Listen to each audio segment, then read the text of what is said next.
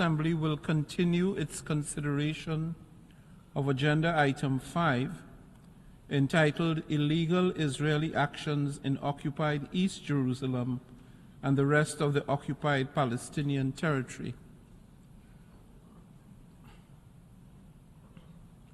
Before giving the floor for explanations of vote after the vote, may I remind delegations that explanations of vote are limited to 10 minutes and should be made by delegations from their seats. I now give the floor to the delegation of Panama. Gracias, señor presidente. Thank you, President. After careful consideration and deliberation, Panama decided to support this resolution.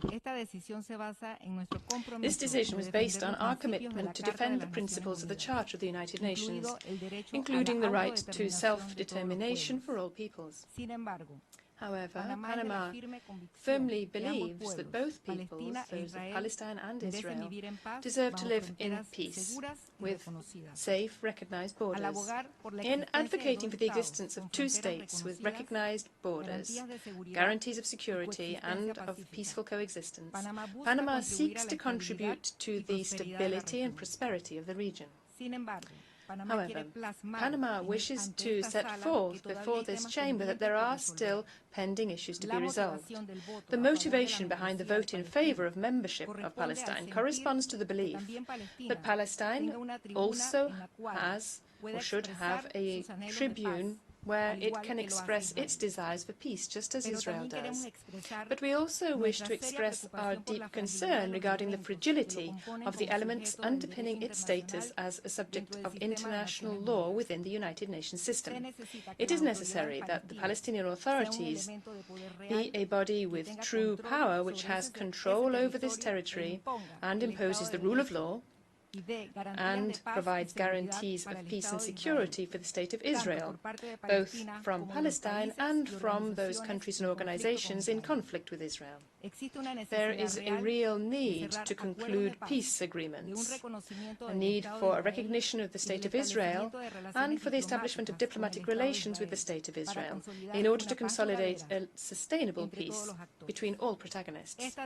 This decision is motivated by our commitment to foster dialogue, trust, and a peaceful resolution to the long-standing conflict in the Middle East. We believe that this vote reflects our dedication to promoting just and sustainable peace for all parties involved. Ultimately, it is of extreme importance that the Israeli hostages be released, those who have not yet been released, and that an immediate ceasefire is established. We urge the international community to renew its efforts to achieve a just and lasting solution to the Israeli-Palestinian conflict, based on international law and on relevant United Nations resolutions, including the two-state solution, living in peace and security. I thank you, President.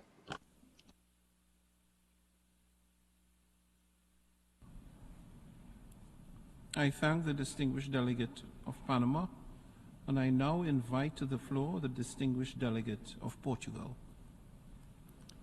Mr. President, 77 years ago, this body adopted the landmark Resolution 181, laying down the foundations for the settlement of the Palestinian question. Israel was admitted as a full member of the United Nations 75 years ago, but the same right was not granted to Palestine. Therefore, today we voted in favor, and we welcome the adoption of this General Assembly resolution. We also welcome the enhancement of the rights of Palestine until the Security Council ultimately agrees to recommend its full membership. This resolution is, in our view, in compliance with the UN Charter, and it constitutes a positive step towards a free, democratic and independent state of Palestine, living side by side with Israel within international recognized borders in peace and security. Portugal remains committed to taking concrete, meaningful steps towards peace and the implementation of a two-state solution. In light of those objectives, we note the most recent bilateral recognitions of the State of Palestine, and we remain engaged in discussions with our partners in this regard. Mr. President, despite the numerous calls against a military ground offensive in Rafah, Israel issued an evacuation order to displace more than 100,000 Palestinians. The rest of the Gaza Strip continues to face bombardments and destruction, and there are more impediments in place for the humanitarian aid to reach those in need. The basic tenets of international humanitarian law are incompatible with such evacuation order, which may amount to forcible transfers. Preventing further loss of life is an urgent priority. Once again, Portugal condemns the horrific terror acts perpetrated by Hamas against Israel on October the 7th. We reaffirm our call for the immediate and unconditional release of the hostages held captive by Hamas and other militant groups in Gaza. And once again, we uphold the need to fully respect international humanitarian law and reiterate that the collective punishment of civilian population is unacceptable. Therefore, we reiterate our call for an immediate ceasefire in Gaza and the immediate use of every humanitarian land crossing and entry points into the Strip at its maximum capacity and for as long as necessary. Furthermore, Portugal fully supports all credible diplomatic efforts for a sustainable peace process. This war must come to an end. The world is calling for it. I thank you.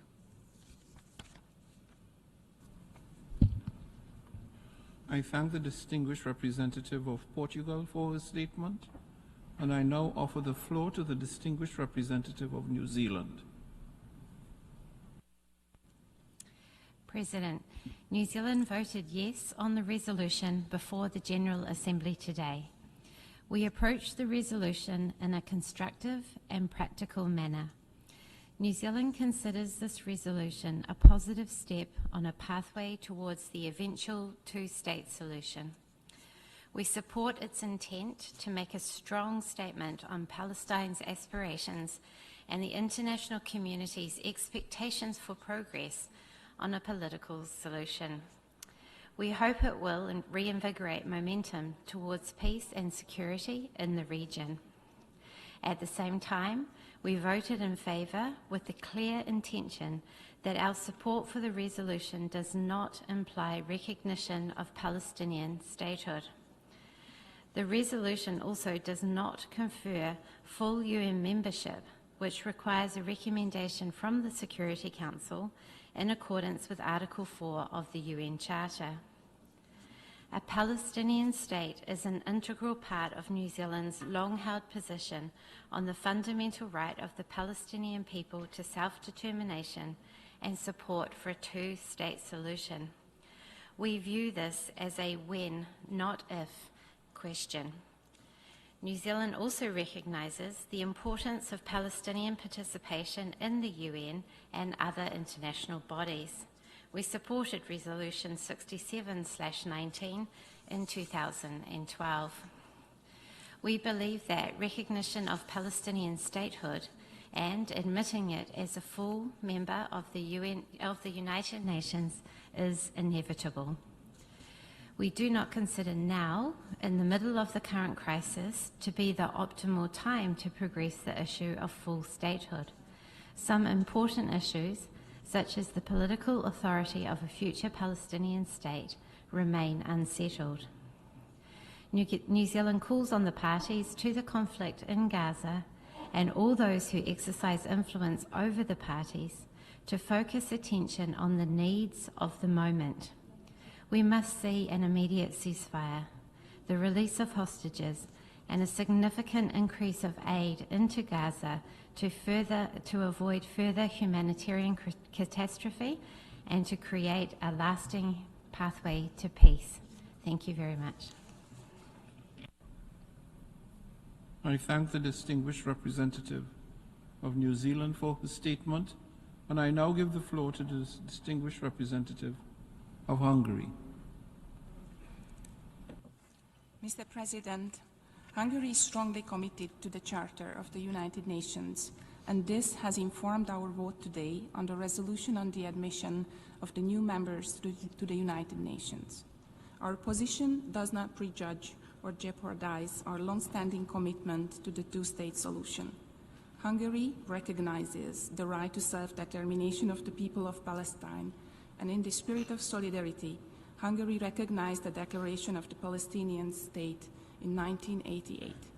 Our position here today is guided by the wish to preserve legal clarity and diligent processes within the institution of the UN, regarding both the admission process as well as the participation in the UN General Assembly's work. We believe that at present, the current resolution is not conducive to easing the situation and finding a peaceful solution to the conflict in the Middle East. In fact, it may directly contribute to its escalation.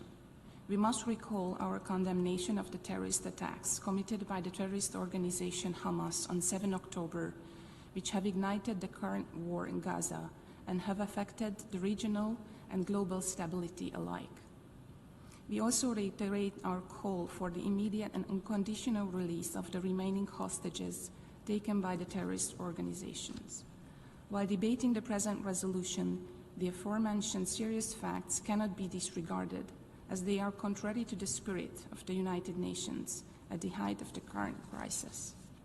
As for the procedure of admission of new members, Article 4 of the UN Charter and Rules 136 and 137 of the Rules of Procedure of the General Assembly lay out a clear process. This process starts with the Security Council's recommendation that, by its very nature, must be positive.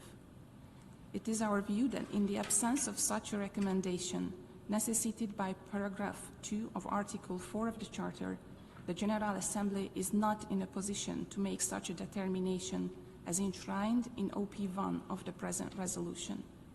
We see this as an ultra-virus action that is not in line with the relevant rules and can set a detrimental precedent for the future. Hungary reiterates its commitment to work with all partners to end the crisis in Gaza without delay and implement United Nations Security Council Resolution 2728, including through reaching an immediate ceasefire and the unconditional release of all hostages, as well as providing full, rapid, safe, and unhindered access to humanitarian aid at scale for Palestinians in need. We are convinced that the only way forward to finding a lasting solution can be based on direct negotiations between the parties, bearing in mind that unilateral actions should be avoided as they could further escalate the situation, especially amidst the current flaring tensions. In this vein, we reiterate our support to a two-state solution that allows the State of Israel to live side by side in peace, security, and mutual recognition with an independent, sovereign, and viable State of Palestine. I thank you. I thank the distinguished delegation of Hungary, and I now invite the distinguished representative of Canada to take the floor. Merci, Monsieur le Président. Thank you, President.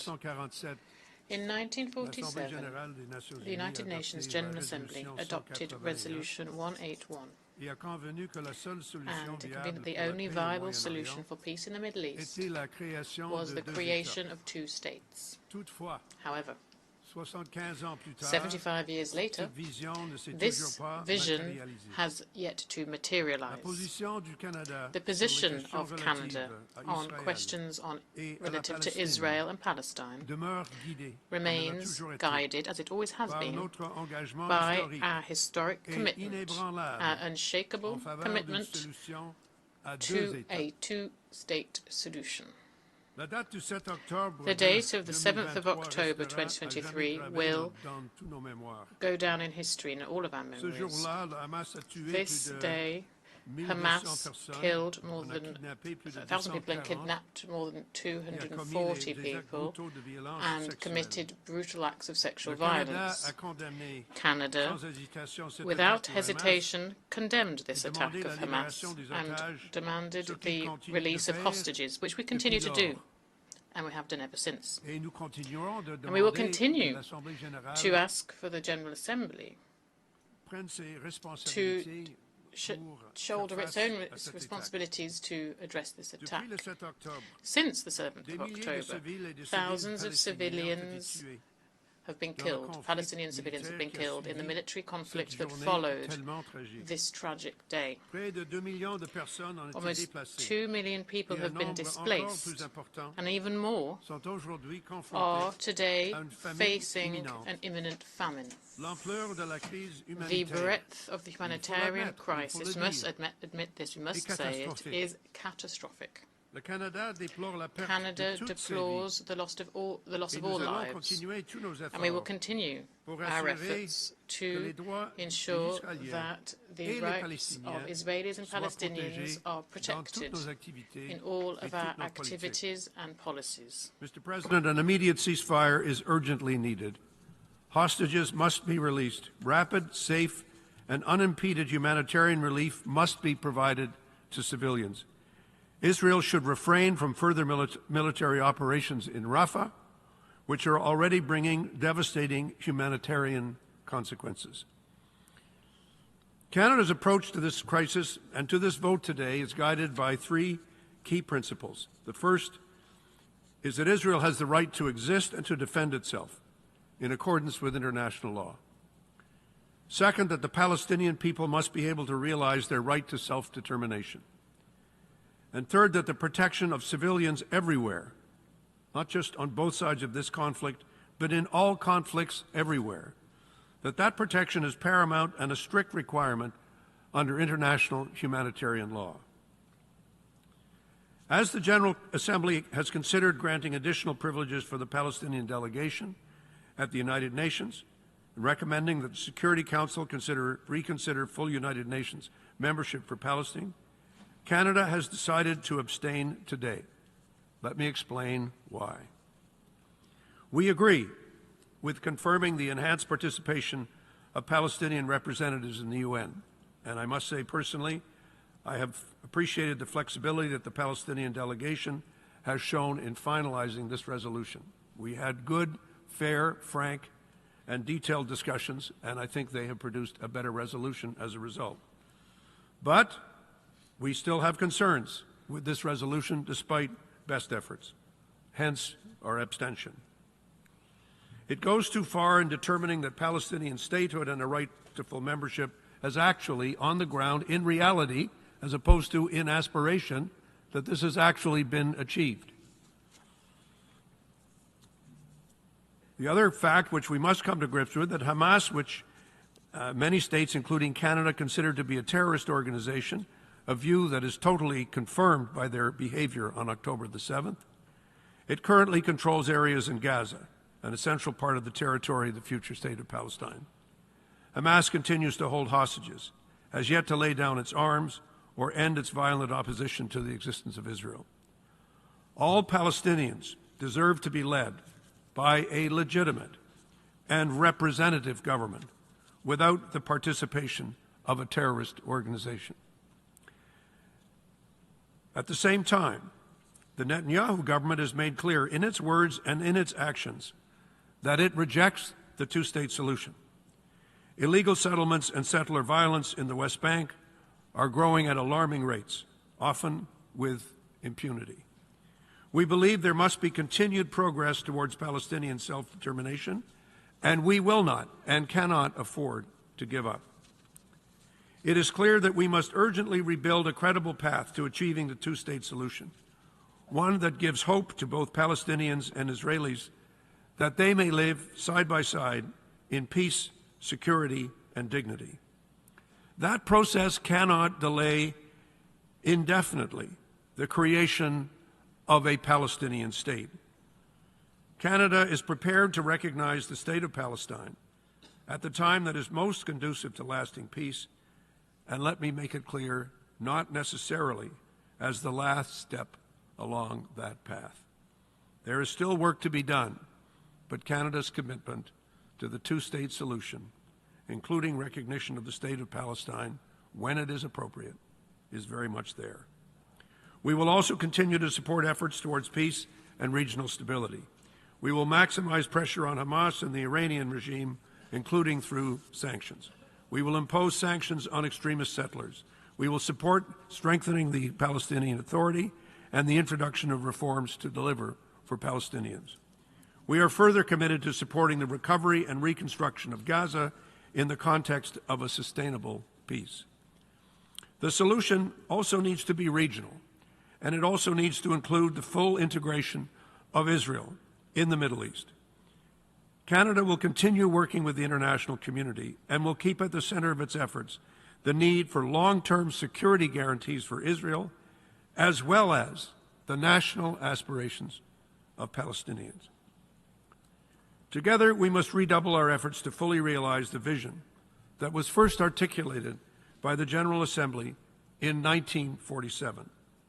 We owe it to the Israeli and Palestinian peoples who deserve a brighter future and a sustainable peace. Peace requires, above all, empathy. It requires an understanding of every nation's and every people's search for dignity and for recognition. Let's be very clear. There are many states which still today do not recognize the State of Israel. It has been a member nation of the United Nations since 1948. At the same time, it has taken us a long time to provide Palestinians with the recognition that they deserve to allow them to become a member of not only this organization, but of others. As I said, that work still rests to be done. But in order to do it, it is going to require a leap of faith and imagination that takes us past some of the words we've heard spoken here today. We must all understand that not all Palestinians are terrorists. And it's important for us to understand that Israelis are a people whose deep suffering, confirmed today earlier in the week with the commemoration of Yom HaShoah, deserve their place as well. Thank you, Mr. President.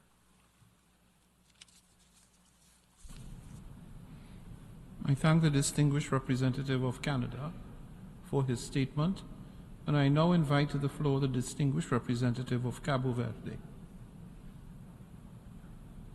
Thank you, Mr. President. It is my honor to take the floor for a declaration after voting this morning in favor of resolution on the admission of new members to the UN. Cabo Verde voted in favor of the resolution guided by the purposes and principles of the Charters of the United Nations and stresses in this regard the principle of equal rights and self-determination for people. We also recognize the importance of maintaining and strengthening international peace founded upon freedom, equality, justice, and respect for the fundamental human rights. Our Constitution underlines that our country, and I quote, is governed in international relations by the principles and respect for international law and human rights, and also it participates in the international fight against terrorism and transnational crime, end of quote. For this reason, my country did not hesitate to condemn the heinous attacks perpetrated by Hamas on October 7, 2023. We also condemn the holding of hostages and reiterate our call for their release. Cape Verde condemns all forms of terrorism and/or extremism and recognizes the right of the State of Israel to live in peace and security, as well as its right to defend itself in compliance with international humanitarian law.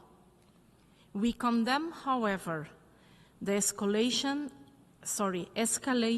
of violence and destruction that has taken place in Palestine, in particular Gaza, since last October, resulting in dramatic numbers of loss of human life, including children, women, and humanitarian workers.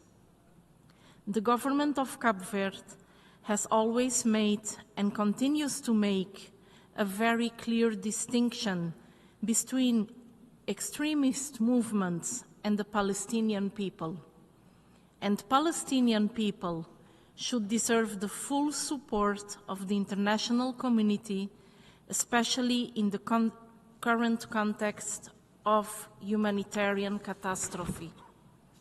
For the government of Cabo Verde, it is important that the mechanisms of dialogue for peace are preserved, that humanitarian aid in this context is strengthened, and that the principles of international humanitarian law are observed in strict respect for the Charter of the United Nations and the Geneva Conventions. Cabo Verde recognizes the right of the Palestinian people to establish their own state in accordance with the relevant United Nations resolutions and encourages all efforts to achieve this goal through negotiations. Two states and their respective people living in peace and security, side by side. This is the only durable solution to the conflict. The government of Cabo Verde reiterates its position on the Israel-Hamas conflict and stresses that the Palestinian population must deserve the full support of the international community, especially in the context of the current severe humanitarian situation. For the reasons set out above, Cabo Verde voted in favor of the resolution. Thank you, Mr. President. I should like to thank the distinguished representative of Cabo Verde, and I now invite to the floor the distinguished representative of Sweden. Thank you, Mr. President. Sweden remains committed to a just and comprehensive resolution of the Israeli-Palestinian conflict, with the State of Israel and an independent, democratic, contiguous, sovereign, and viable State of Palestine living side by side in peace and security and mutual recognition, with Jerusalem as the future capital of both states, in accordance with the relevant resolutions of the Security Council. Sweden's position on the status of the State of Palestine under international law and the Swedish support for a two-state solution remains unchanged. The EU has jointly expressed its commitment to work with partners to end the crisis in Gaza without delay and implement UN Security Council Resolution 2728. We will continue to work for an immediate humanitarian ceasefire, full respect for international law, including international humanitarian law, and the immediate release of all remaining hostages. The humanitarian situation in Gaza is appalling. The entire population is suffering from acute food insecurity.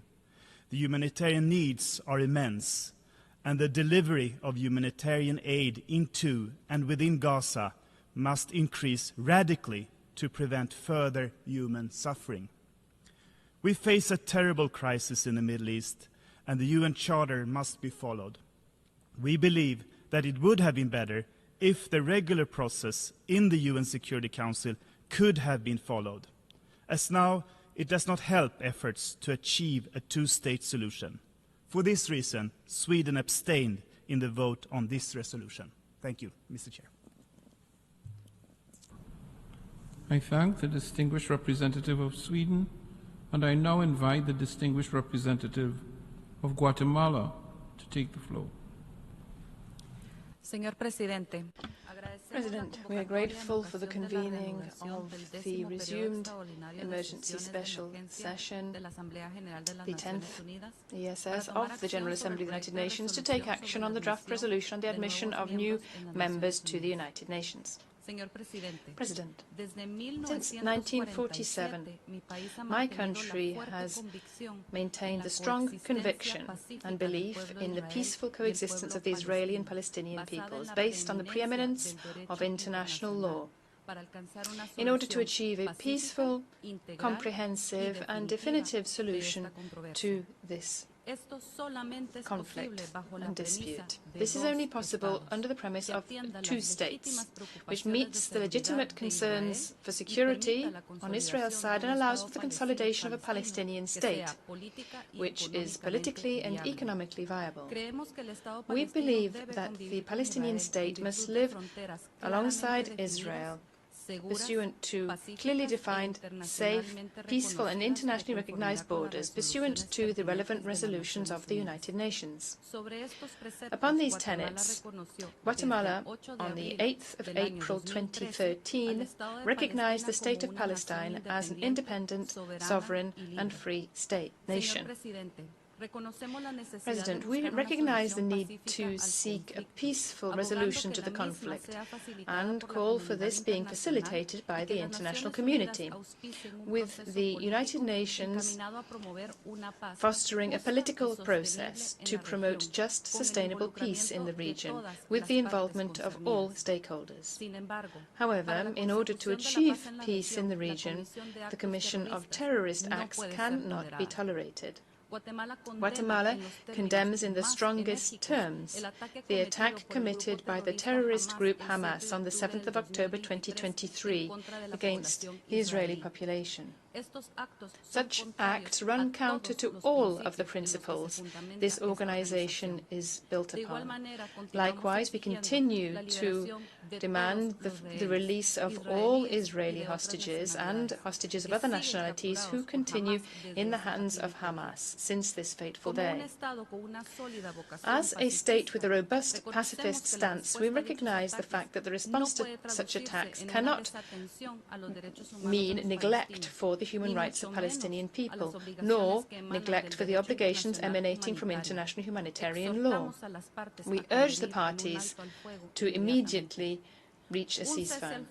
A ceasefire is not antithetical to the release of hostages. Rather, it is a necessary measure to guarantee both the security and the protection of the rights of the Palestinian people.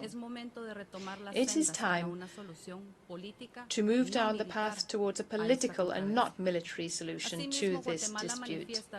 In this regard, Guatemala expresses the importance of guaranteeing access to humanitarian aid in line with the order of the International Court of Justice of the 26th of January 2024, and the obligation to protect Palestinian civilians.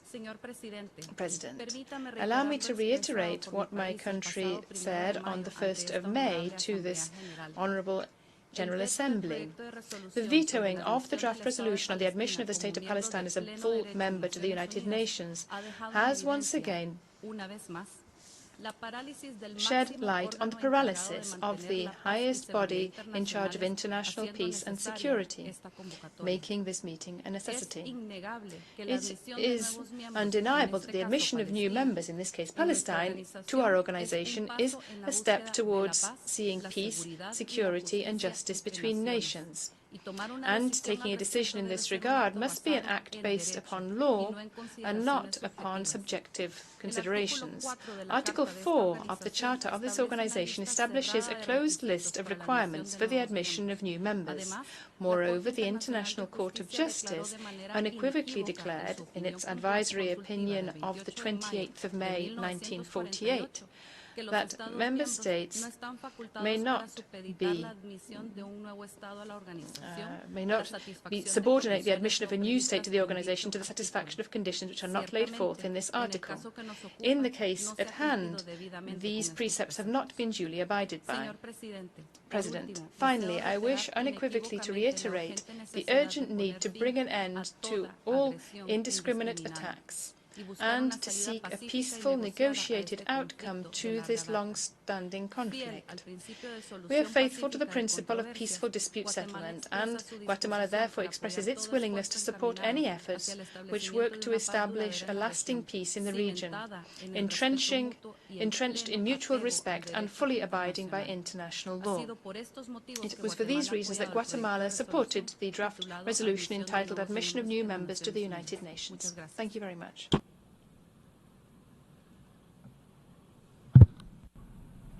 I should like to thank the distinguished delegate of Guatemala. And now I invite to the floor the distinguished delegate of Barbados.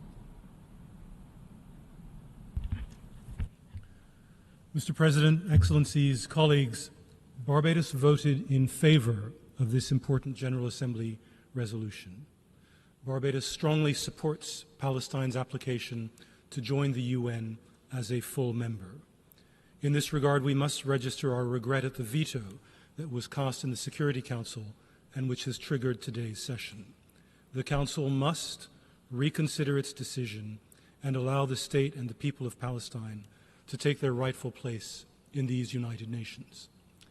Mr. President, I also take this opportunity to inform this Assembly that 3 weeks ago, the government of Barbados decided to recognize and establish diplomatic relations with the State of Palestine.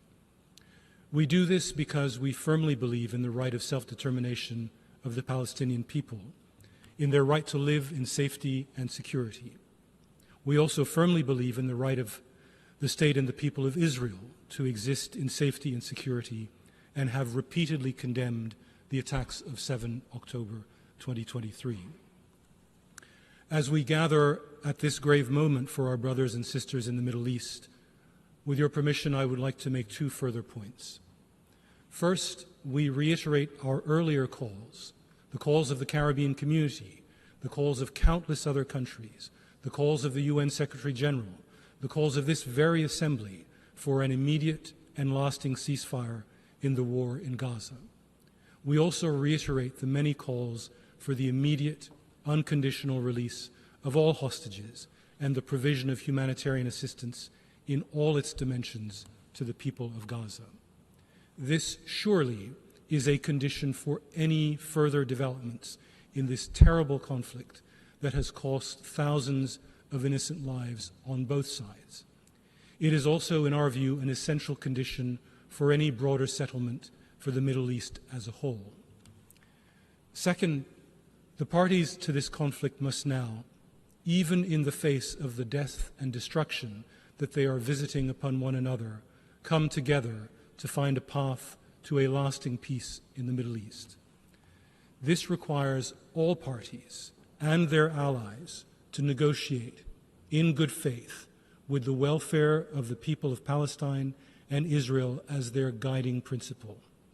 At the heart of this lasting peace is a viable Palestinian state in accordance with UN resolutions and international law, a state that should be, in accordance with today's resolution, a full member of the United Nations.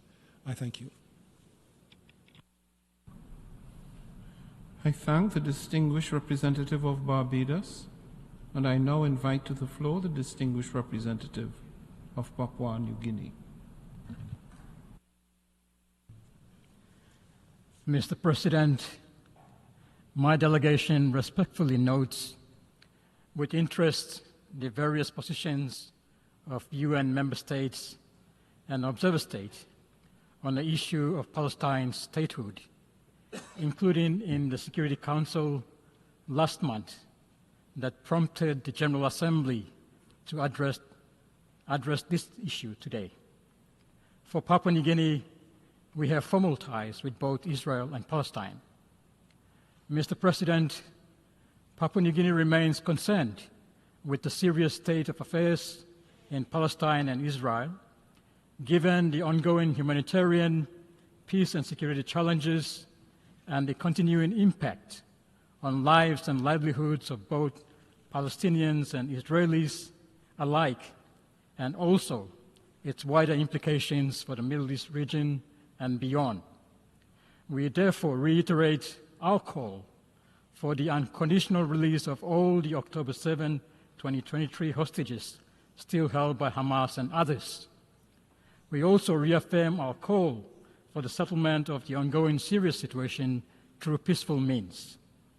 We further encourage direct negotiations, including through the two-state solution, between all relevant stakeholders in Israel and Palestine towards finding a mutually amicable and lasting political solution for Israel and Palestine to live side by side in peaceful coexistence rather than talking past each other. Mr. President, today Papua New Guinea voted no to the emergency special session resolution that we are now discussing. Our vote is also based on our view that any rights and privileges to be granted to parties seeking United Nations membership and their obligations arising from such undertaking must be accorded in a manner that is fully in accordance and compliant with the Charter of the United Nations. Circumventing the Charter for any purpose and repeatedly whilst professing its importance is a serious matter not to be taken lightly in our considered view.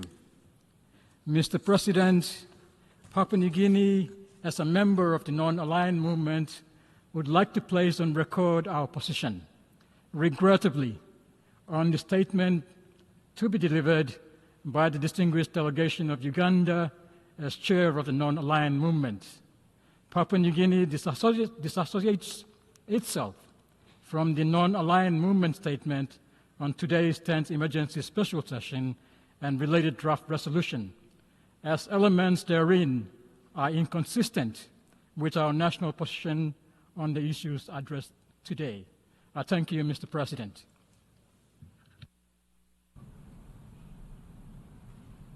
I thank the distinguished representative of Papua New Guinea, and I now invite to the floor the distinguished representative of Mexico.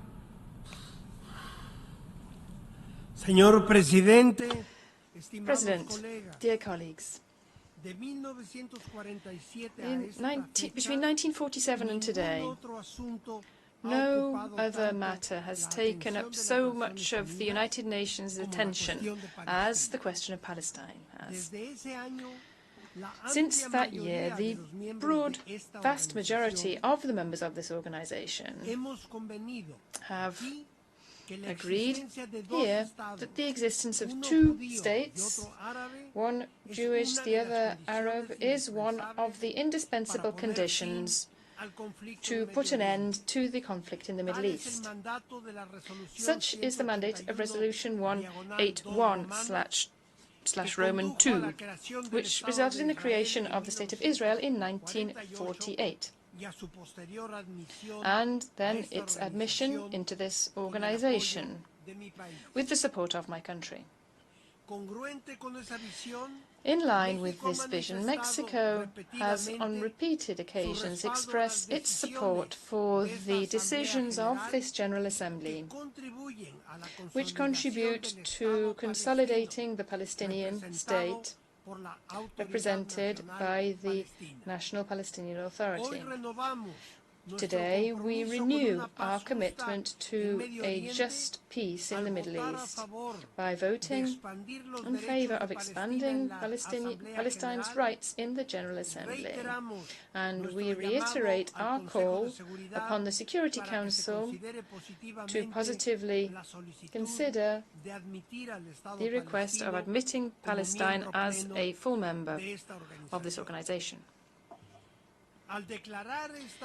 By declaring in its recently adopted resolution the fact that Palestine fulfills the conditions provided for in Article 4 of the Charter,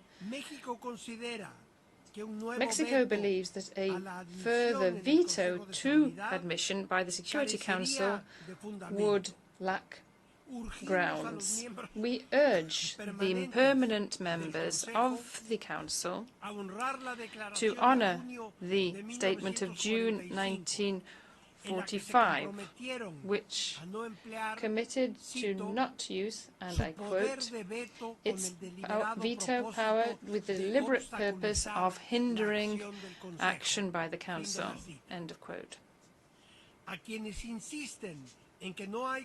To those who insist that the conditions are not fulfilled currently to move forward towards peace, I remind them that the states represented here are those first responsible for creating these conditions.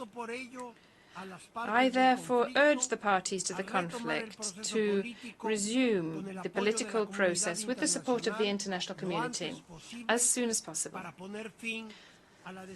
so as to bring an end to the risky and destructive spiral of violence which we're currently seeing.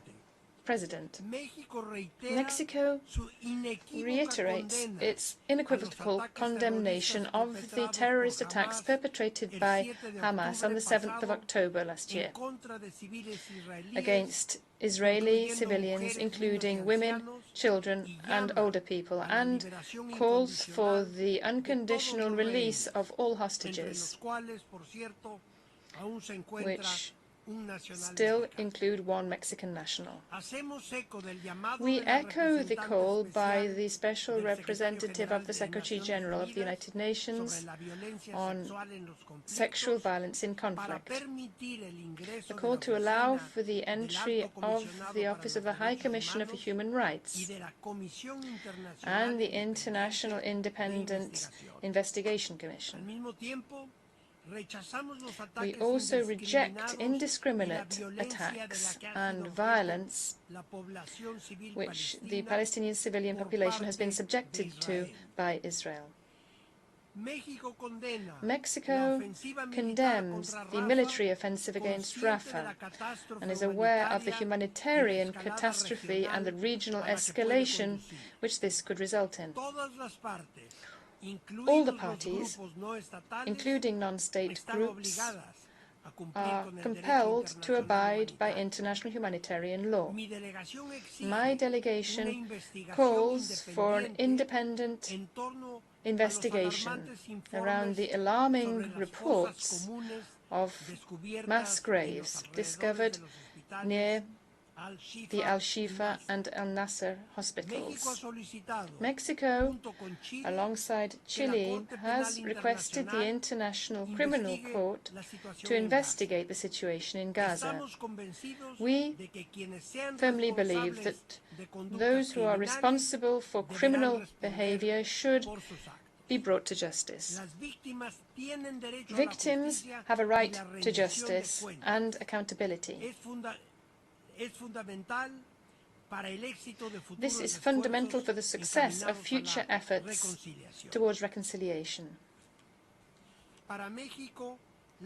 For Mexico, the peaceful outcome to this spiral of violence lies in negotiation. We therefore support the idea that an international peace conference be organized, so that the parties return to the negotiating table. In this regard, we support diplomatic efforts underway to achieve a permanent ceasefire and the unconditional release of all hostages. Mexico reaffirms its support for the resolution of this conflict, which involves the existence of two states, guarantees Israel's security, and allows for the consolidation of a Palestinian state, which is politically and economically autonomous and lives side by side with Israel within internationally recognized borders, pursuant to the relevant resolutions of the United Nations. We welcome Palestine as a full member of this organization. This will contribute to reaching a definitive solution to a problem which has afflicted the international community for too many decades. I thank you very much. I thank the distinguished representative of Mexico for his statement, and I now invite the distinguished representative of Jamaica to take the floor. Mr. President, let me begin by thanking you for reconvening this 10th emergency special session of the General Assembly today.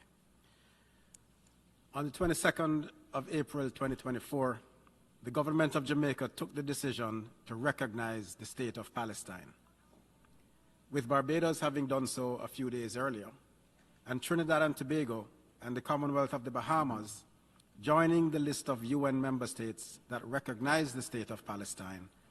It is worthy of note that all 14 CARICOM member states have now recognized Palestine. Mr. President, consideration of the question of Palestinian membership in the UN must be made in the context of recent developments in the Middle East, notably the attacks by Hamas on Israel on 7th October 2023, and Israel's sustained military response in Gaza since that time.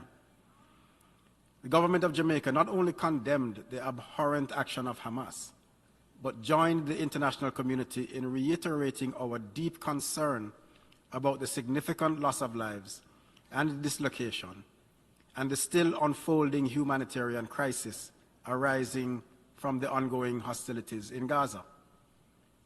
We have been lending our voice to efforts at the regional and multilateral levels to bring an end to the hostilities, to ensure that the humanitarian crisis is addressed as a matter of urgency. Jamaica has also supported several United Nations resolutions on the situation in Palestine and supported the invocation by the Secretary General of Article 99 of the Charter to have the Security Council consider the unfolding humanitarian crisis. We have also consistently called for the release of all hostages. Palestine's renewed request on the 2nd of April for the formal consideration by the Security Council of its application for UN membership follows an unsuccessful application for membership in 2011. In 2012, Palestine was granted the status of UN permanent observer by the General Assembly, a position which Jamaica also then supported. Mr. President, Jamaica's position on this matter is based on our commitment to the UN Charter, our strong advocacy for the right of peoples to self-determination, our fundamental belief in multilateralism and the rule of law, and the promotion of human rights and international humanitarian law. We have long maintained a balanced position in support of a peaceful resolution of the Israeli-Palestinian conflict with a two-state solution which guarantees the security of Israel and the right of Palestine to an independent, viable, and sovereign state within the pre-1967 borders, pursuant to UN Security Council resolutions 242 and 338.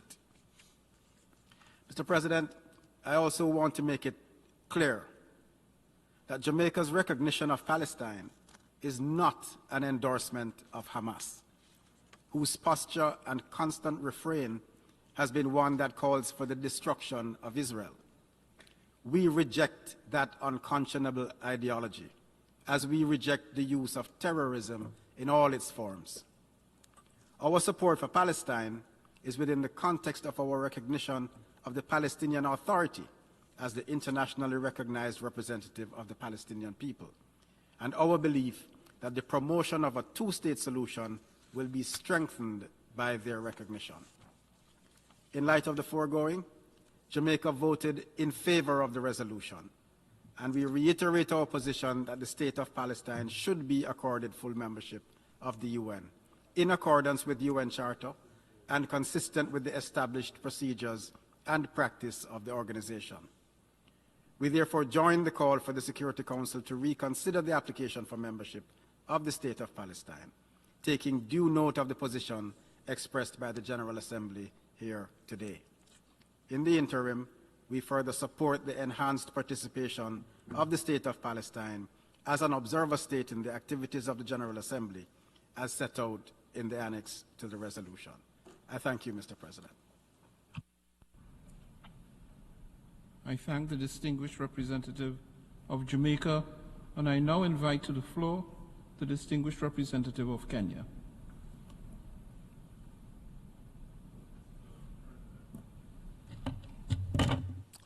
President, the Palestinian people honor us with their application to become full members of the United Nations. Kenya was proud to vote for today's historic resolution enabling additional rights and privileges to the State of Palestine, and to urge the Security Council to reconsider this application as soon as possible. For decades, we have supported the right of the Palestinian people to self-determination. After all, our very identity as a free people, as an independent state, was forged from self-determination. When the United Nations was created in 1945, we were a colonial territory in which formerly free nations were under the brutal yoke of an imperial power. It was our struggle for independence as African nationalists, joined with other worldwide struggles, that won us independent Kenya. We cannot deny others who legitimately seek self-determination any more than we can deny our very being as a nation. The Palestinian people aspire for all facets of their governance to be sovereign and peace-loving, and to be reflected in a state that embraces the obligations of full membership, as demanded by Article 4 of the UN Charter. However, in the embattled Gaza and the increasingly troubled West Bank, the elusive grace of peace is a distant dream. The brutalities of the October 7th Hamas assault on Israel, which claimed over 1,200 lives and led to the abduction of 240 civilians and soldiers, stands as a grievous chapter in the annals of conflict. This act of terror, which Kenya sternly and unequivocally condemns, is a stark violation of the sanctity of life and peace. Terrorism, irrespective of its professed justifications, is a scourge that erodes the pursuit of negotiation, inquiry, mediation, conciliation, arbitration, judicial settlement, resort to regional arrangements, or other peaceful means that we have embraced as members of the United Nations. Following the devastating assault by Hamas, Israel's justified military response has had immense ethical, legal, and humanitarian consequences. Sadly, the scale and intensity of the military operations in Gaza have led to severe humanitarian harms, with multiple reports indicating that many of the casualties are non-combatants, with a distressing number being children.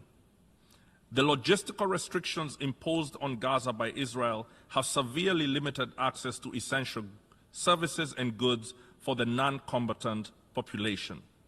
The impact on non-combatants, on critical civilian objects, and on humanitarian workers, including those working for the United Nations, have frequently deviated from international law and international humanitarian law. Mr. President, over the years, Kenya has consistently backed multiple resolutions that advocate for Palestinian statehood and self-determination. Our commitment is firmly held, reflecting our belief that full membership in the UN is foundational to any state's sovereignty and equality. We therefore urge a united Security Council to play its role in supporting the conditions for the secure and peaceful existence of Palestinian independence. These efforts must begin with an immediate humanitarian ceasefire in Gaza, the unconditional release of all hostages, followed by a resumption of dialogue without preconditions aimed at realistically achieving the two-state solution. This approach is not merely a pathway to peace, but a strategic necessity that addresses the core aspirations of both Israelis and Palestinians. We urge all states, leaders, and organizations with influence on Israeli and Palestinian leadership to make every effort to encourage and facilitate a ceasefire and the resumption of dialogue. This is the only way to marginalize extremists who find relevance and agency in violence. It would empower leaders who understand that the peace their people deserve can only come from recognizing the peace that the opposite side also deserves. Kenya has experienced the devastating loss and outrage following terrorist attacks on our citizens. We fully empathize with Israel's security concerns. However, we also recognize that counterterrorism with no limits makes future acts of terror almost inevitable.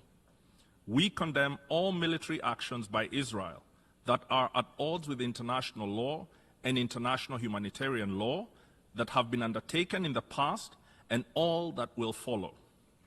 We therefore, in this vein, strongly urge Israel to refrain from an assault on Rafah, where a large number of displaced and non-combatant civilians have sought refuge, as such an action could risk atrocities and crimes against humanity due to the inevitable significant civilian casualties and immense humanitarian repercussions.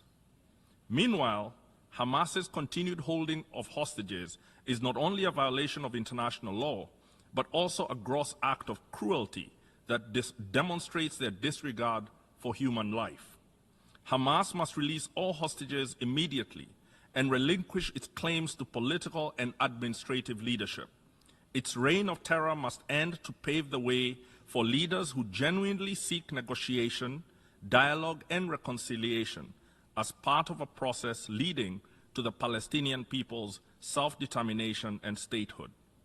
A peace-loving state of Palestine cannot include an organization committed to the destruction of a people who murder civilians and oppress their own in the name of a cause. We recognize the Palestinian Authority as the rightful representative of the people of Palestine. As we look to the future, we hope to pave the way for the next resolution on Palestine's full UN membership to reflect not just hope, but real progress towards lasting peace and mutual respect. Mr. President, as I close, we are at a fork in the road. This organization was created by the most powerful in 1945 with a promise to those most oppressed and vulnerable. We must decide whether the dictates of those with the most power will define our way forward. That way will lead to a dangerous, deadly, dignity-killing multipolarity. We must stand together for the Charter and resist its shredding as our key defense for a world in which the most powerful are impelled to lawful conduct. This vote for Palestine is a vote for the promise of the United Nations. Thank you.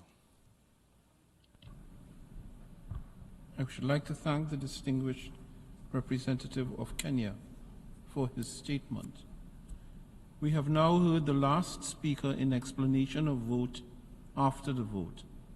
As agreed earlier, the Assembly will now resume its debate on Agenda Item 5. In respect of which, I now invite the distinguished representative of Mauritania to take the floor, speaking on behalf of the Organization of Islamic Cooperation.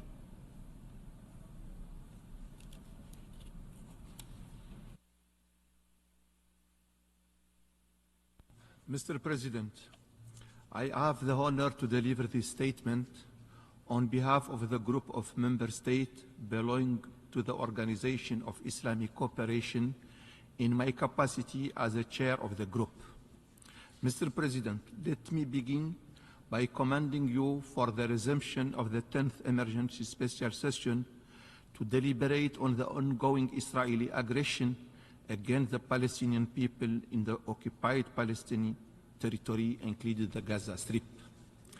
The United Nations and all peace-loving countries of the world have made unrelenting effort with regard to the ongoing escalation of violence and the resultant humanitarian catastrophe in Palestine, particularly in Gaza. This situation has continued to deteriorate owing to the absence of a decisive response by the United Nations Security Council. This is despite the clarion calls by world leaders and world public opinion on the need for an urgent action in the face of the colossal loss of innocent lives included the looming threat of starvation and ethnic cleansing in the Palestine-occupied territory. It is rather unfortunate that despite the rays of hope that followed the adoption of the resolution of this august body on 26 October 2023 and 12 December 2023, as well as the subsequent Security Council Resolution 2728 of 25 March 2024 on ceasefire in Gaza, the atrocities of the occupying power against the Palestinian civilian population in Gaza have multiplied considerably. The numbers of martyrs, majority of whom are women and children, has reached an unprecedented figure of 35,000 as at the last count. In addition to injuring more than 75,000 people and displacing hundreds of thousands more who have since fled their home in Gaza. Israeli forces have launched a military attack on the city of Rafah, which houses more than 1 million inhabitants. In this regard, we condemn the Israeli military attack on Rafah, and we demand an immediate ceasefire and a halt to all Israeli military activities. Mr. President, there is no doubt that the convening of this meeting has become necessary due to the failure of past démarches to secure a lasting ceasefire in Gaza and to mitigate the untold suffering of the civilian population in Gaza Strip. Since the adoption of the resolution by the last emergency special session, the series of diplomatic measures within the United Nations have not led to decisive action by the United Nations Security Council to stem the dangers of starvation and ethnic cleansing in Gaza and elsewhere in the occupied Palestinian territory. Regrettably, the resolution of United Nations Security Council, which called for a humanitarian ceasefire during the past month of Ramadan, has remained largely unimplemented, while the draft resolution calling for the granting of permanent membership of the State of Palestine was defeated owing to the veto cast by a permanent member of the Security Council.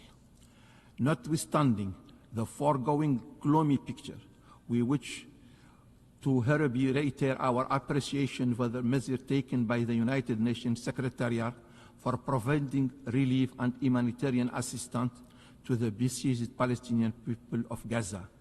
In this regard, we commend the support services provided by the United Nations Relief Agency, UNRWA, and commissary with the Secretary General and families of those aid workers who made the ultimate sacrifice in Palestine.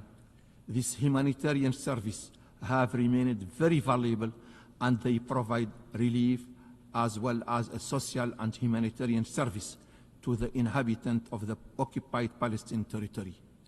In the face of persistent military aggression and organized terrorism by Israeli settlers supported by the occupying power.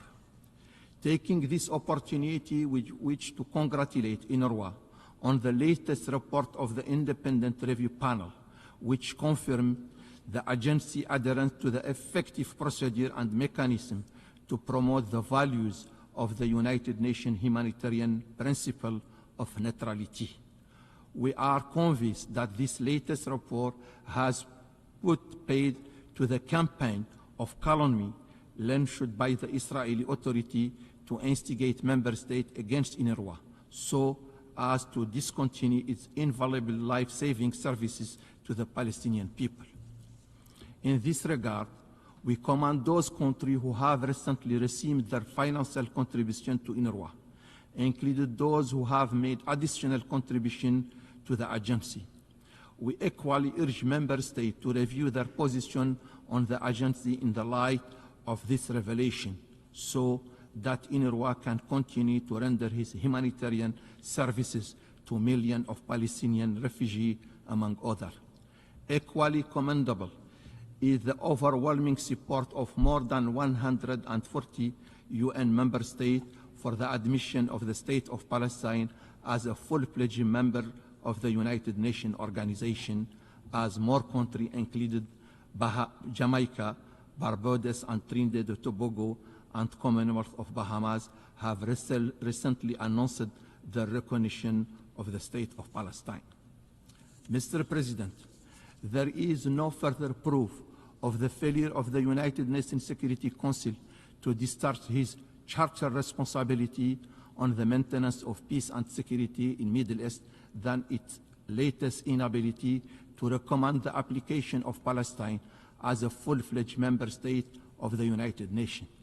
The non-adoption of the draft resolution on 18 April 2024 through a veto, despite the positive votes of the overwhelming majority of members of the Council, is indeed a regrettable contradiction of the internationally agreed two-state solution to the Israeli-Palestinian crisis, in line with the relevant United Nations resolution. Given this stalemate at the United Nations Security Council, the General Assembly is better placed to assume its role under the uniting of peace principle and sustain the momentum of the peace process in Middle East. To this end, we reiterate the OIC call on all members of the United Nations to support the adoption of practical measures aimed at putting maximum pressure on the Israeli authorities to comply with the international consensus on the restoration of the inalienable right of the Palestinian people, including the right of return and the establishment of an independent state of Palestine along the border of June 1967 with East Jerusalem as its capital. This practical measure included the implementation of previous resolution of emergency special session, especially provision bearing on the humanitarian ceasefire and access of the besieged people of Gaza, protection of civilian population, and prevention of the further escalation of violence and the exercise of maximum restraint, among other measures. We also call on the Member States to continue to encourage the Security Council to assume its primary responsibilities in bringing about a permanent ceasefire by supporting the convening of an international peace conference to chart the path for a comprehensive, expeditious, and durable resolution of the Palestinian peace process. In addition to the foregoing, the OIC commands all Member States which have supported the ongoing judicial process at the International Court of Justice and urge him to continue to demand the immediate implementation of the provisional measure issued by the court against the Israeli occupying Authority of Palestine. In addition, we call on the prosecutor of the International Criminal Court to expedite the criminal investigation into war crimes against the Palestinians in the occupied Palestinian territory as demanded by some members of the United Nations. Similarly, and within the context of application of practical and deterrent measures, we call on the high contracting party to the Fourth Geneva Convention to assume the responsibility under the Article 1 of the Geneva Convention to prevent the grave violation committed by the Israeli Occupation Authority against Palestinians. In addition, we request the United Nations Secretary General to include the Israeli Occupation Army in the appendix of UN Secretary General Annual Report on Children and Armed Conflict for parties that commit grave violation against children. In this regard, we reiterate the call by the Joint Arab-Islamic Extraordinary Summit on Member States of United Nations to exert diplomatic, political, and legal measures and take necessary deterrent measures to stop the crimes of Israeli Occupation Authority against humanity in the occupied Palestinian territory in Gaza. These foregoing additional options are practical measures and crucial to desired strengthening of the Middle East peace process and the long-delayed restoration of the national right of the Palestinian people. I wish to conclude by commending the adoption today of the resolution on expansion of the membership of Palestine in the United Nations and look forward to the immediate implementation of this resolution leading to the admission of Palestine as a full member. I thank you. I should like to thank the distinguished representative of Mauritania, and I now invite to the floor the distinguished representative of the Bolivarian Republic of Venezuela, speaking on behalf of a group of friends in defense of the Charter of the United Nations. Señor Presidente, President, the Bolivarian Republic of Venezuela has the honor of taking the floor on behalf of the group of friends in defense of the Charter of the United Nations. President, despite the long-standing international consensus enshrined in countless General Assembly and Security Council resolutions on the question of Palestine, the recent developments show that independence and rights of the Palestinian state have actually been obstructed over almost 57 years of colonization and annexation by Israel. This is a fact which is even acknowledged by the leaders of the occupying power themselves. This systematic violation of their right to self-determination is part of the oppression of the Palestinian people. Today, responsible members of the international community have an opportunity to honor our promise of independence to the Palestinian people, to repair this historic injustice with concrete, practical and positive steps. President, for over 76 years, Israel has refused to recognize the very existence of the Palestinian people, and much less their rights to self-determination. For over 76 years, the occupying power has done it all, from apartheid and occupation policies to illegal settlements, from sieges and blockades to home demolitions, from military brutality and terror and widespread terror toward war crimes and crimes against humanity, all with the clear objective of obstructing the two-state solution and the independence and definitive sovereignty of the State of Palestine, with East Jerusalem, Al-Quds al-Sharif, as its capital, with the pre-1967 borders, which is the cornerstone of a just and lasting solution. These criminal policies and practices, endured by the Palestinian people with great resilience and dignity, are a demonstration of Israel's conviction that it is above the law, and that it can violate this law without accountability for its acts. This dangerous perception is the result of years of impunity, which have merely emboldened the occupying power to continue with its colonial plans of expansion and the annihilation of the Palestinian people through violence and terror, in clear contempt of the tenets enshrined in the Charter of the United Nations, the most basic norms of international law, including international humanitarian law, and the resolutions of both the General Assembly and the Security Council concerning the question of Palestine. These, in particular, are legally binding and must be fully respected and immediately implemented by Israel. The disdain of the occupying power for international law is no less than the result of a framework of impunity which historically has been facilitated to it by one of the permanent members of the Security Council, the United States of America, which recently vetoed the admission of the State of Palestine as a full member state of the United Nations, in spite of the support of the resounding majority of that body.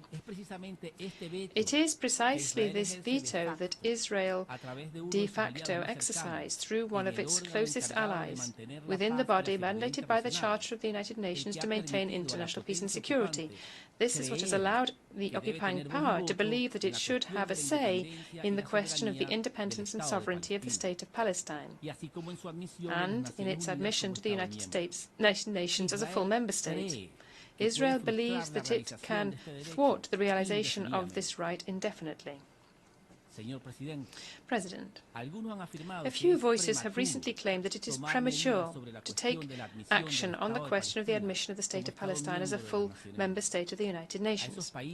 To these countries, which today are the main obstacle to peace and stability, both in Palestine and in the Middle East as a whole, we would ask, how could a decision on this matter be premature, After 12 years since the State of Palestine submitted its application for admission to membership to the Security Council. How could it be premature when Palestine, a peace-loving state within the meaning of Article 4 of the Charter, has spent the past 50 years in waiting as an observer in this organization? How could it be premature to advance towards the realization of the legitimate national aspirations of the Palestinian people when these have been delayed for over 75 years? President, we cannot continue to perpetuate ad infinitum this matter, and therefore we demand that if indeed there is a political will, as is claimed, words and promises must be translated into concrete actions, which must finally bring an end to one of the most painful conflicts of our times. Returning to the previous status quo is not an option. The situation on the ground is calamitous and dramatic, particularly over the last 7 months, in which we have all witnessed a horrifying carnage against the Palestinian people in Gaza, which has claimed the lives of nearly 35,000 civilians, particularly women and children. It is necessary to urgently reach a ceasefire that would allow for full, unhindered and safe humanitarian access in the Gaza Strip, but also to preserve a political horizon, to establish a platform for the liberation of the Palestinian people from Israel's colonial oppression. This platform would precisely be the admission of the State of Palestine, today recognized by 144 nations, as a full member state of the United Nations.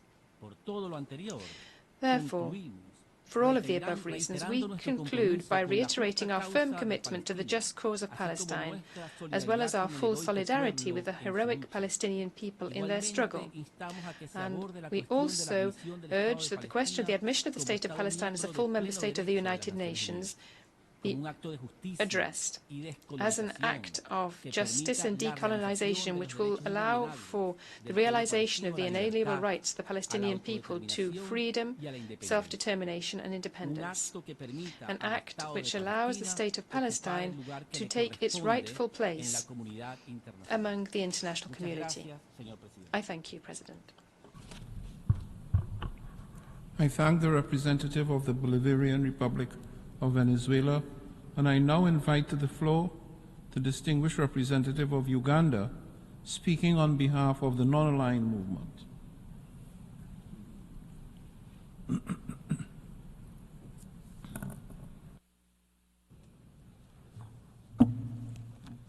Mr. President, Excellencies, I'm delivering this statement on behalf of the 121 member states of the non-aligned movement. Mr. President, you recall the resumption of the 10th Emergency Special Session on December 12, 2023, and the subsequent adoption of the General Assembly of Resolution A/RES/ES/10/22, entitled Protection of Civilians and Upholding Legal and Humanitarian Obligations. The General Assembly convenes once again, uniting for peace in this emergency special session in view of the veto cast in the United Nations Security Council on 18th April 2024, once again blocking Council action.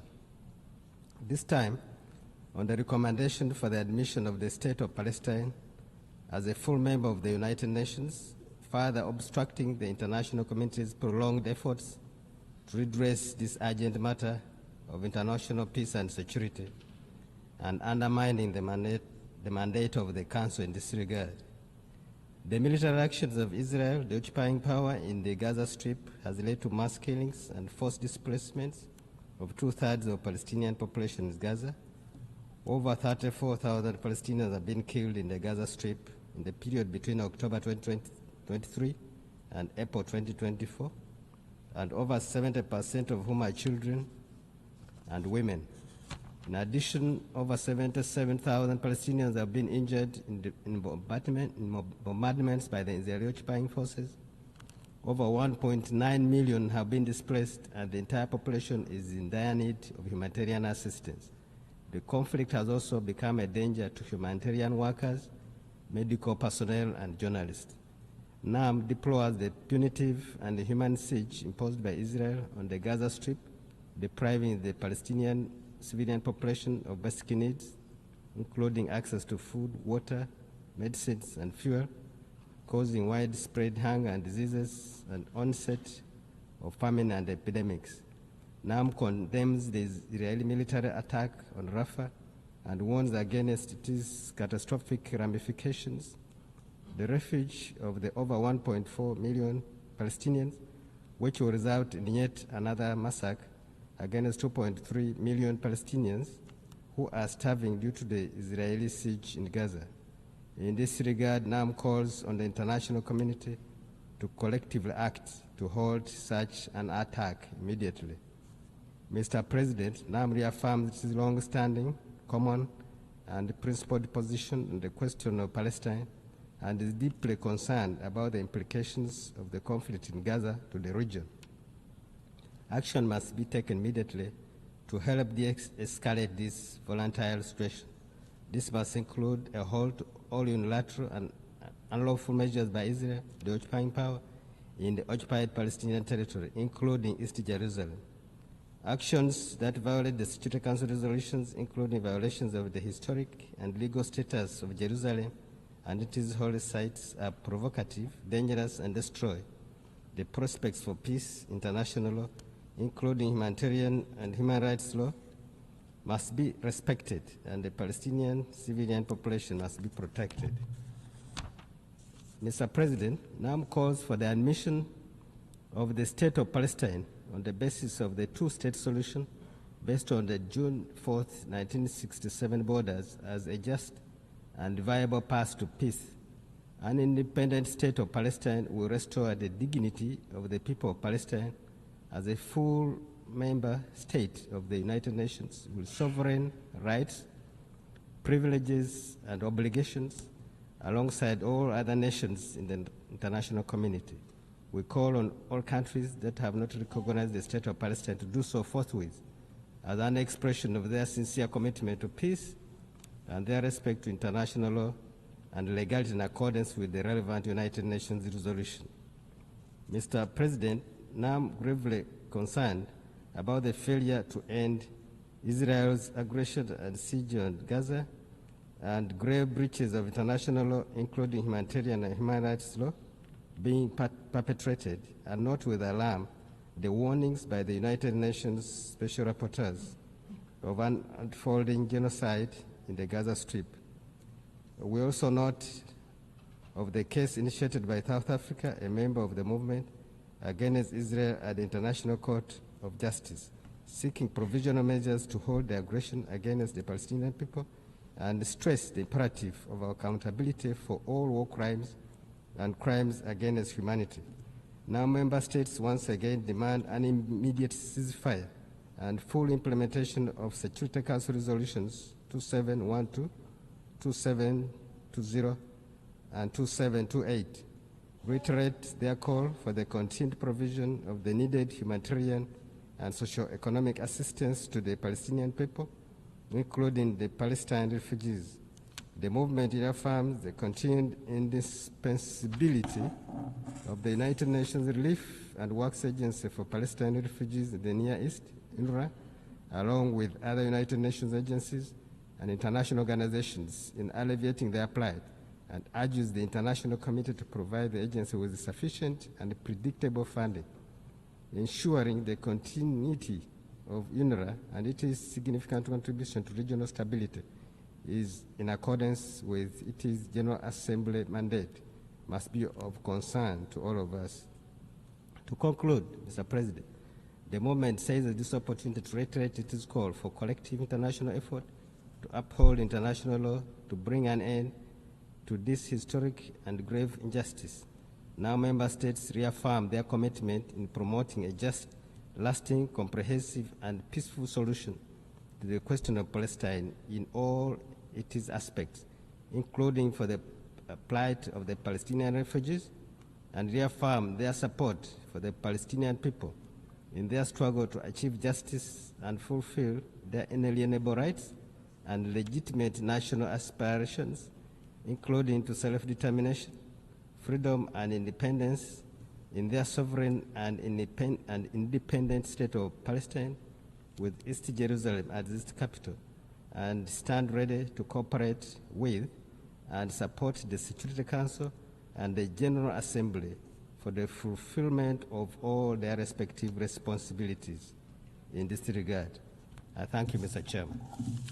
Mr. President, thank you.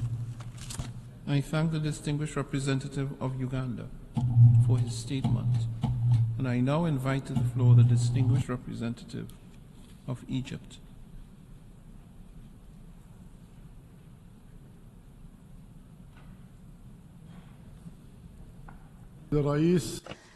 Mr. President, Egypt underlines the content of the UAE statement as head of the Arab group, Uganda as head of the NAM, and Mauritania as head of the OIC. We would like to thank all countries who stood by what's right today and voted for the draft resolution supporting the right of Palestine for full membership at the United Nations. This would provide her with further rights at the UN. Mr. President, dear colleagues, the Israeli war against the Gaza Strip continues. It enters its 8th consecutive month, leading to a record number of Palestinians killed or injured. They totaled more than 34,000 martyrs, most of them women and children. This, in addition to more than 78,000 injured. There is also an unprecedented state of destruction in the Strip to turn it into a ruined area not viable for living. This would push Palestinians to forced displacement. All of this due to a strong Israeli wish to retaliate against the Palestinian people and seize this opportunity to liquidate their noble cause and destroy the occupied territories of Palestine. Today, before you all at the General Assembly, all countries on equal footing, without any veto right, have voted, and we'd like to stress the following. First, what has been committed by the rogue Israeli war machine against Palestinians to commit crimes against humanity that were broadcast by the media left an unprecedented number of martyrs, especially among children. This comes in addition to the mass graves that would lead, without doubt, to an angry Arab generation because of what the Palestinian people have been subjected to. It will lead to a generation that lost hope in the international community and the UN. For there is actually a growing sense that this huge number of civilian martyrs, 12,000 of them were children, would not have happened if those victims were from the aggressor side or any other Western countries. Mr. President, history teaches us, through many lessons and incidents, the repercussions of such boiling sense of injustice. Second, we have to agree that putting an end to this brutal war and preventing crimes against humanity is possible and not difficult, as some say, thanks to the tools available to the international community, tools that have already been used in different incidents, and they must be used today to ensure the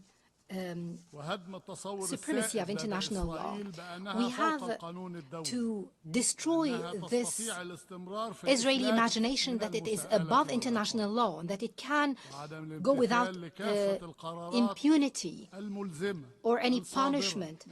It is not as if it's not compelled to abide by resolutions issued by the Security Council, the General Assembly, the International Court of Justice, or the Human Rights Council. These are resolutions legally binding to stop the war, protect the civilians, and stop the export of weapons to Israel. This would stop these crimes that have reached the UN officials. They've actually killed UN humanitarian workers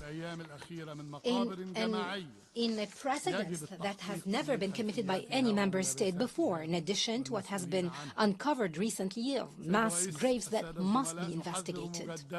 We warn once again from the repercussions of this growing sense that the Palestinian bloodshedding is acceptable. We warn from belittling the resolutions of the United Nations and their binding nature. Third, Egypt stresses that Palestinian rights are inalienable, including the right to free Palestinian territories and the establishment of a Palestinian statehood along the lines of the 4th of June with East Jerusalem as its capital. This also includes the full membership in the UN. These are inherent and primary rights that are not based on any conditions or related or connected to any political standards. It is based on the equality between people in rights. Thus, we call upon all member states to adopt a resolution that grants the State of Palestine full membership as soon as possible. This would be a resolution that stresses this inherent right. It will not establish a new right. Mr. President, granting Palestine full membership in the United Nations is the best way to revive the peace process and safeguard the two-state solution. Israel has worked hard to end this solution over the past decades, either by relying on illegal settlement building or through crimes and practices committed against the rights of Palestinians, including the seizure of land, the demolition of homes and Palestinian properties, and expelling Palestinians from their own homes.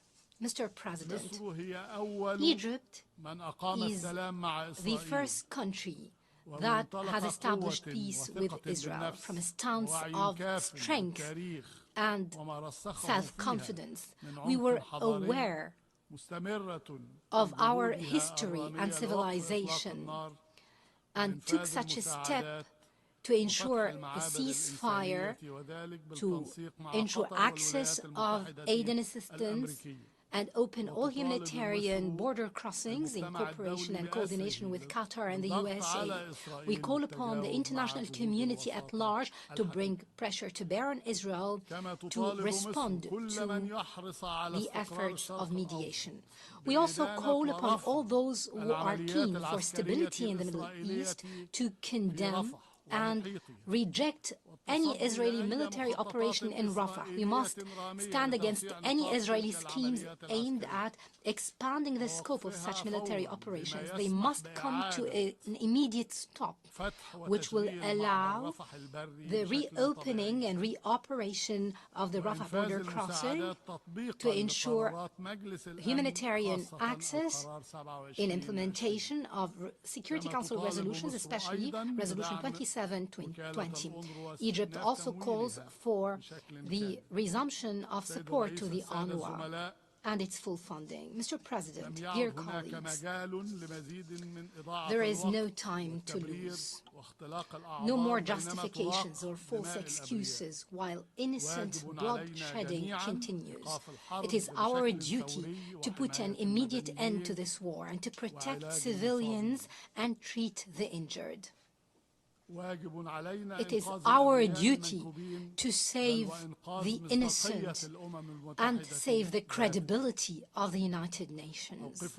Put an end to the war now. End this aggression before it's too late. Thank you, Mr. President. I should like to thank the distinguished representative of Egypt for his statement. And I now invite the distinguished representative of China to take the floor.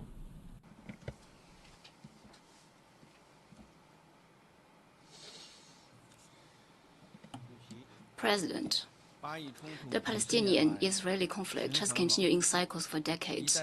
Generations of Palestinians have lost their home and lived in displacement under occupation. It is a wound of the world that is constantly ripped open and bleeding. Independent statehood has been a long-cherished aspiration of the Palestinian people, and full membership in the UN is a crucial step in this historic process.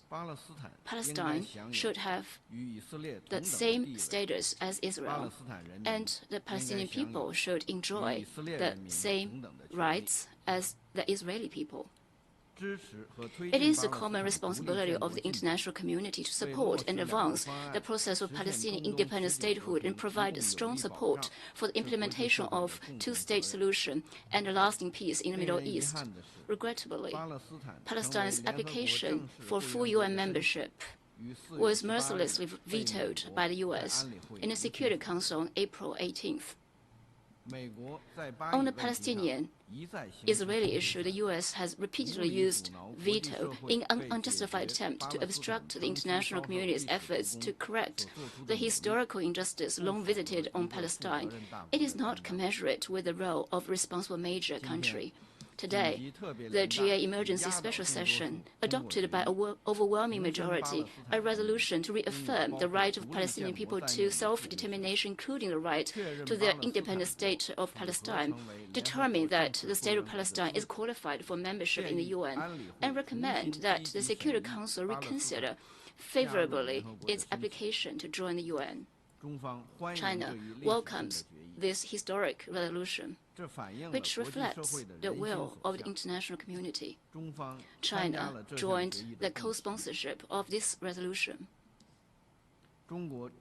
China supports the Security Council's early reconsideration of the application of the State of Palestine as mandated by the GA resolution, expects the relevant country to not create further delays or hurdles. President, the resolution adopted today also includes modalities for the State of Palestine's participation in UN activities and relevant meetings, granting it new rights and privileges.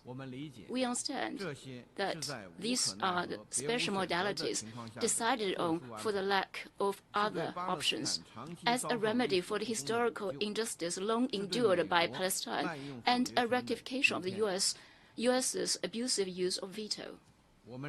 We believe that these special modalities adopted within the limits permitted by the UN Charter will enable the international community to listen more adequately to the voice of Palestine and help it to talk and negotiate with Israel on a relatively equal footing. The resolution makes it clear that these modalities are adopted on exceptional basis and without setting a precedent. We believe that these modalities will not be permanent because one day the State of Palestine will become a full UN member and will enjoy full and equal rights in the UN like other member states. President, the crux of the intractable Palestinian-Israeli issue lies at the stalled implementation of the two-state solution. Over the years, Israel, as the occupying power, has worked ceaselessly to erode the basis of the two-state solution, and the ongoing conflict, already 7 months long, threatens to completely bury the prospect of the two-state solution. China urges Israel to stop collective punishment of the Gaza population, to halt its military offenses on Rafah, and to effectively remove all restrictions on the entry of humanitarian goods into Gaza. In the West Bank, Israel should cease all settlement activities and effectively curb the rising settler violence. China will continue to play a constructive role and make unremitting efforts for the immediate ceasefire, for the revitalization of the two-state solution, for the early realization of peaceful coexistence of Palestine and Israel, and for the lasting peace and stability in the Middle East. Thank you, President. I thank the distinguished representative of China, and I now invite to the floor the distinguished representative of the State of Qatar.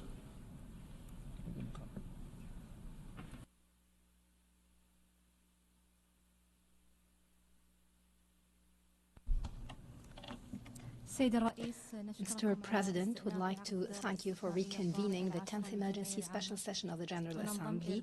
We align ourselves to the statements presented on behalf of the Arab Group, the OIC, and NAM. Mr. President, the State of Qatar expresses its proudness for the adoption of the historic resolution by the General Assembly today with overwhelming majority. We would like to thank all countries that voted for the resolution. We would like to stress that the participation in the adoption of this resolution exemplifies our strong historic and principled position in support of the brotherly Palestinian people and their just cause.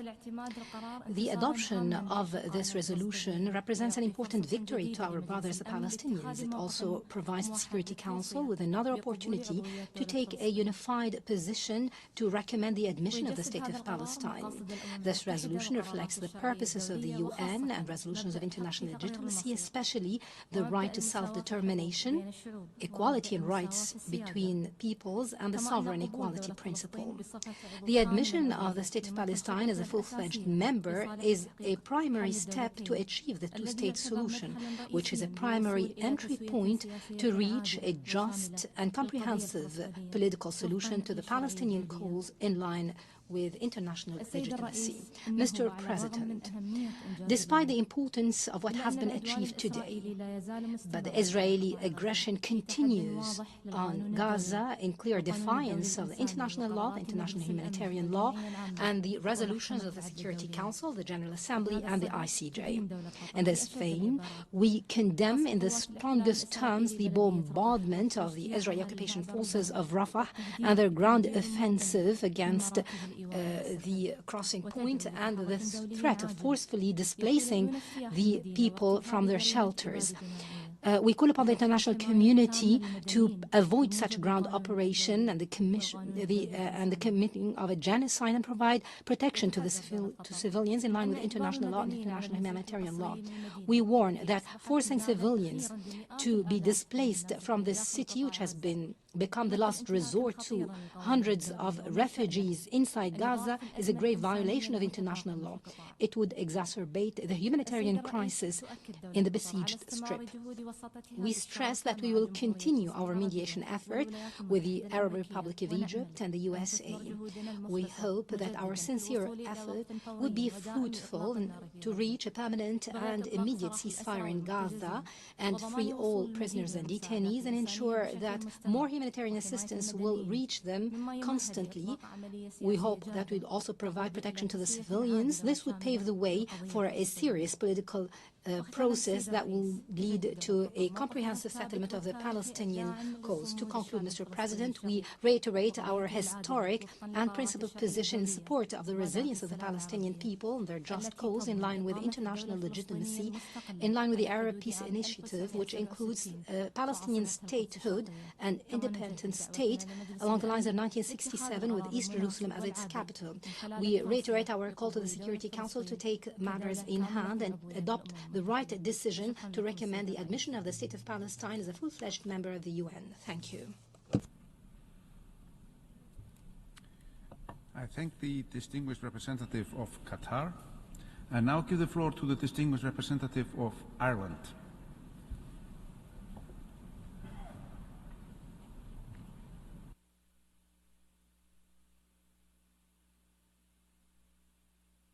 President, dear friends, I would like to thank the United Arab Emirates for tabling this historic resolution, which has been resoundingly endorsed by the members of this General Assembly and by the international community. Let me start by saying that Ireland fully supports this resolution, Ireland co-sponsored this resolution, and Ireland voted in favour of this resolution. 12 years ago, when the General Assembly accorded non-member observer state status to Palestine, an overwhelming majority of states voted in favour. That overwhelming majority of states also made clear their support for full membership of the United Nations for the State of Palestine.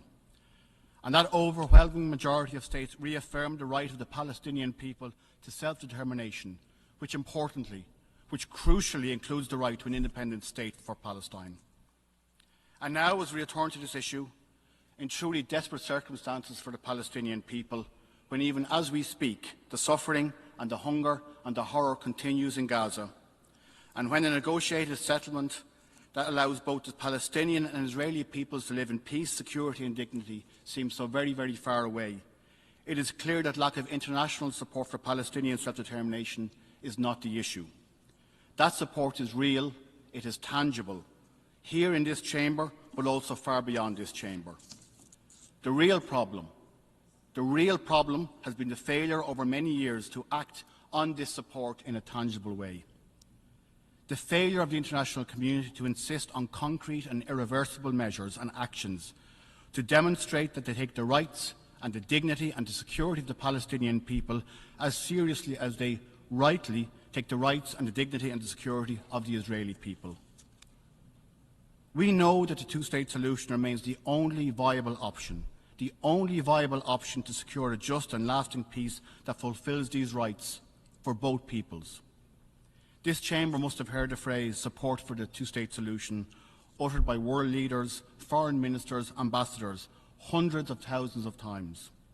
But today is the day that we take one small step to convert that phrase from a comforting platitude into a concrete reality.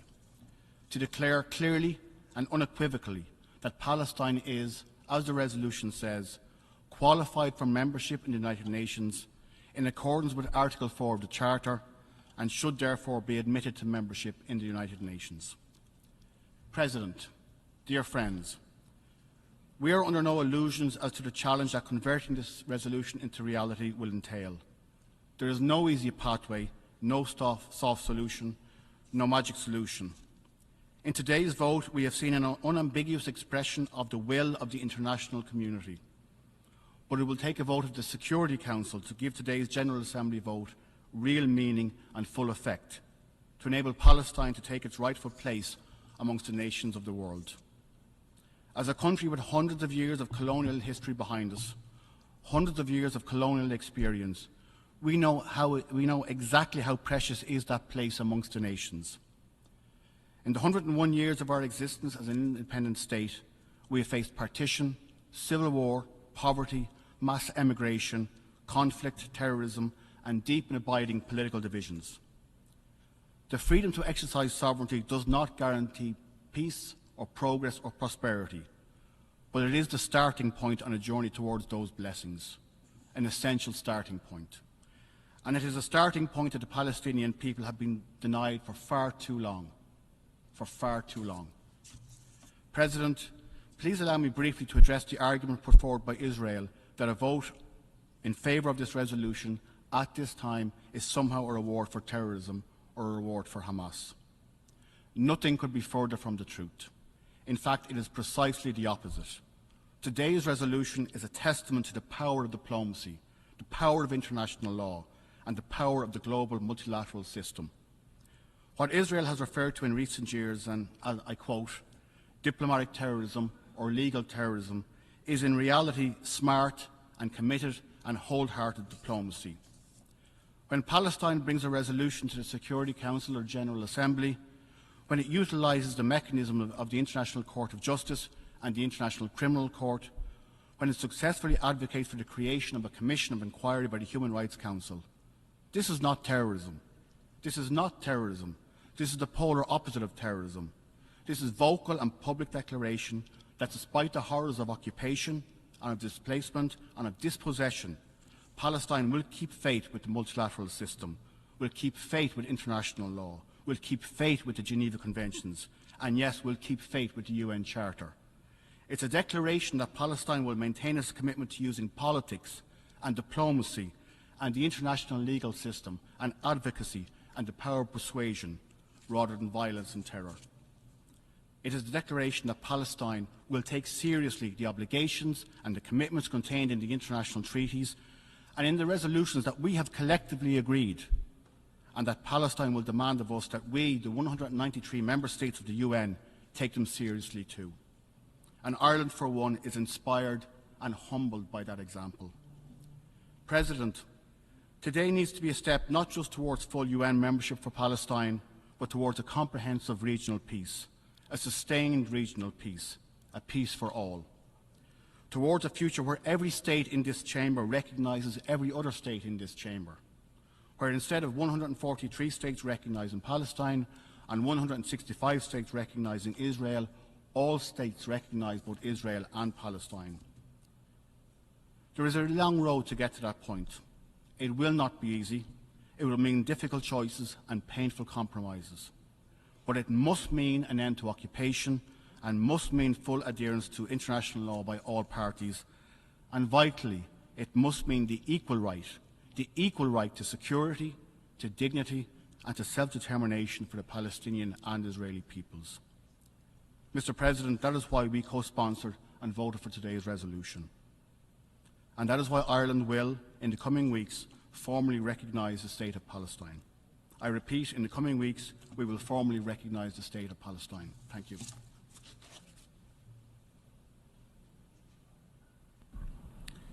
I thank the distinguished representative of Ireland. I now give the floor to the distinguished representative of Saudi Arabia.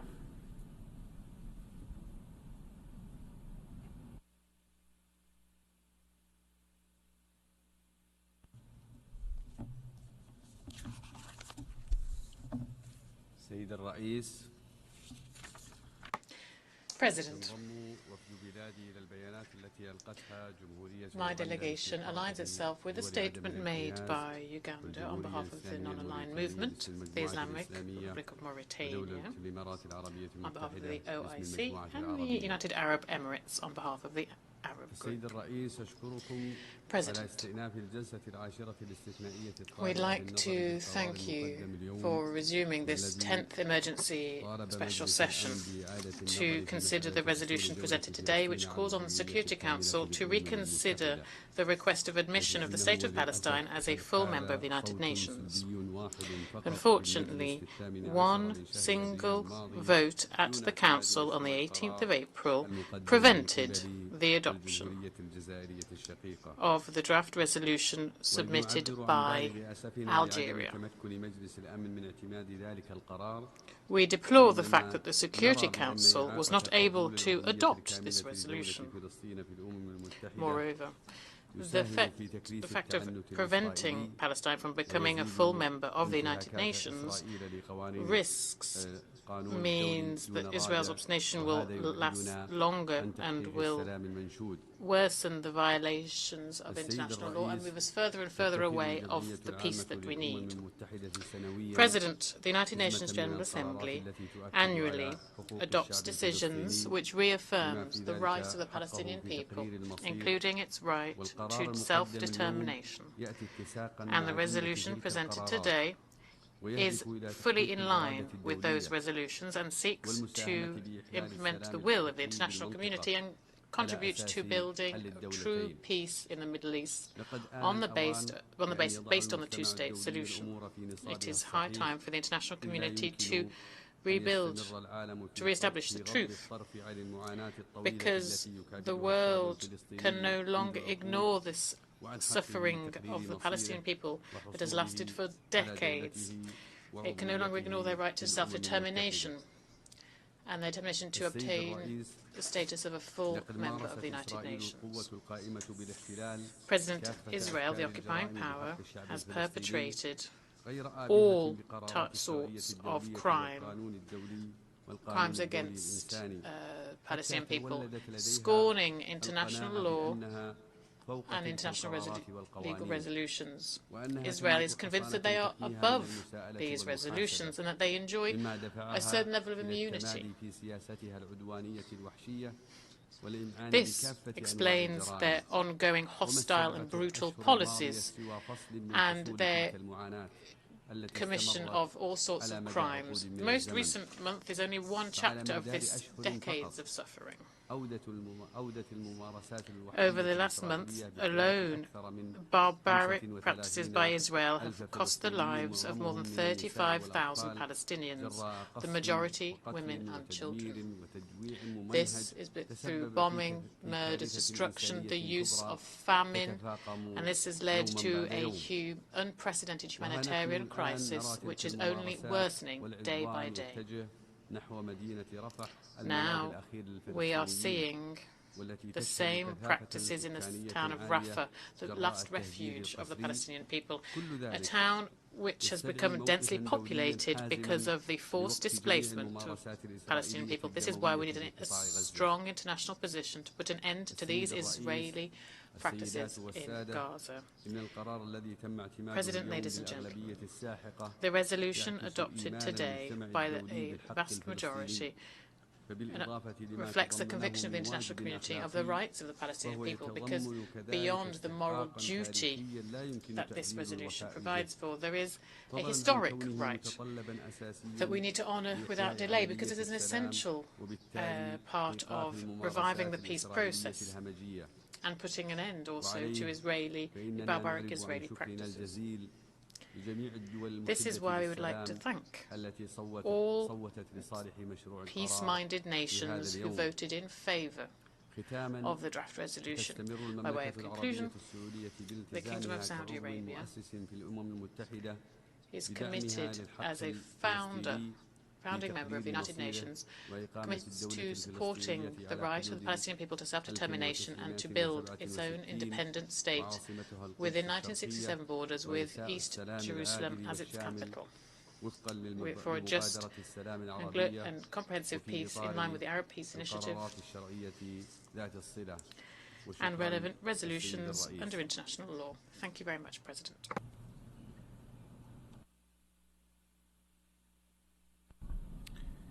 I thank the distinguished representative of Saudi Arabia. I now give the floor to the distinguished representative of Indonesia.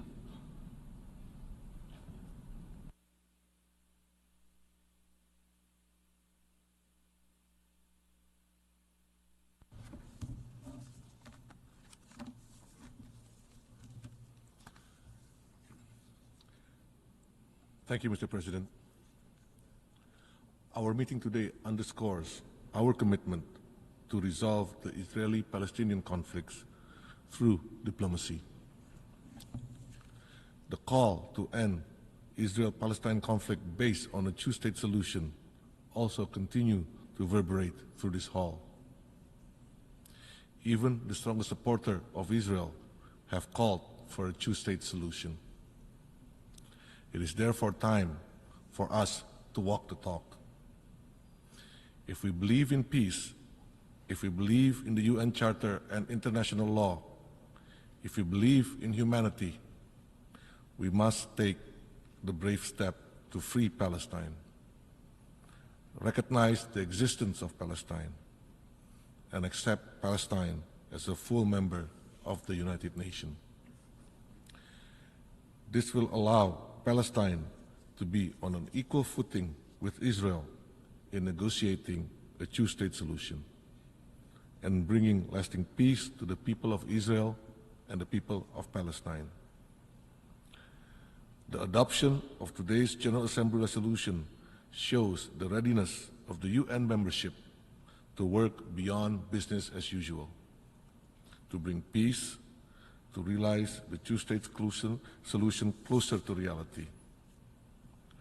It was also an important step to bring the admission of Palestine as a full member of the United Nations. We must continue to call on the Security Council to take the necessary steps to make this a reality. Mr. President, for 216 days, the people of Gaza have endured brutal Israeli onslaught, resulting in death, destruction, famine, even genocide. Enough is enough.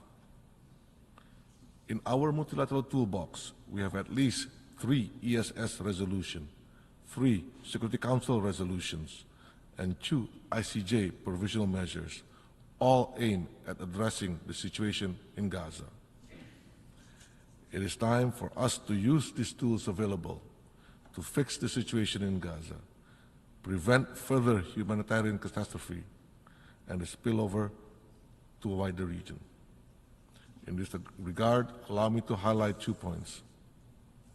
First, we must renew our call for a two-state solution.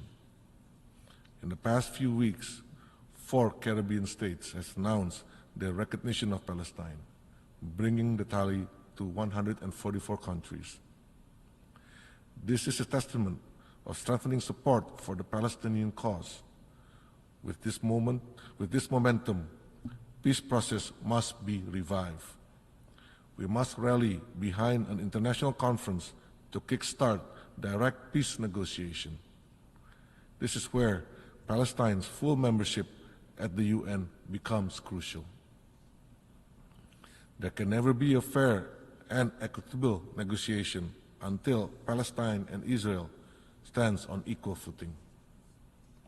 Second, we must keep pushing for immediate and permanent ceasefire.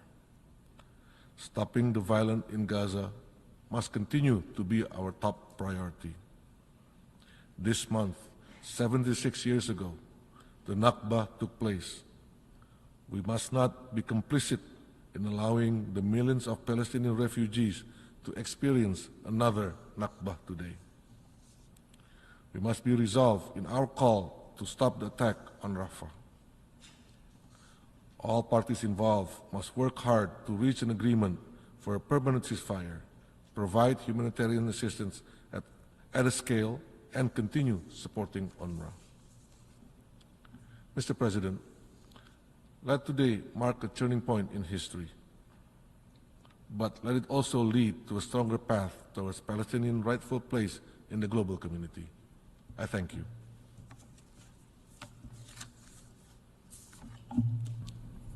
I thank the distinguished representative of Indonesia.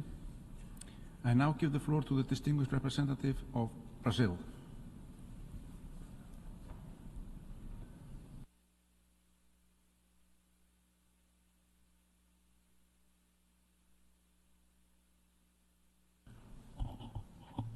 Mr. President, the day of Palestine's admission to the United Nations as equal among us is finally coming. The resolution adopted today is a meaningful achievement towards full UN membership for the State of Palestine. The determination today by a large majority of the membership that Palestine meets the criteria set out in Article 4 of the Charter and is ready for membership leaves no doubt that the process for Palestinian admission must not linger indefinitely at the Security Council.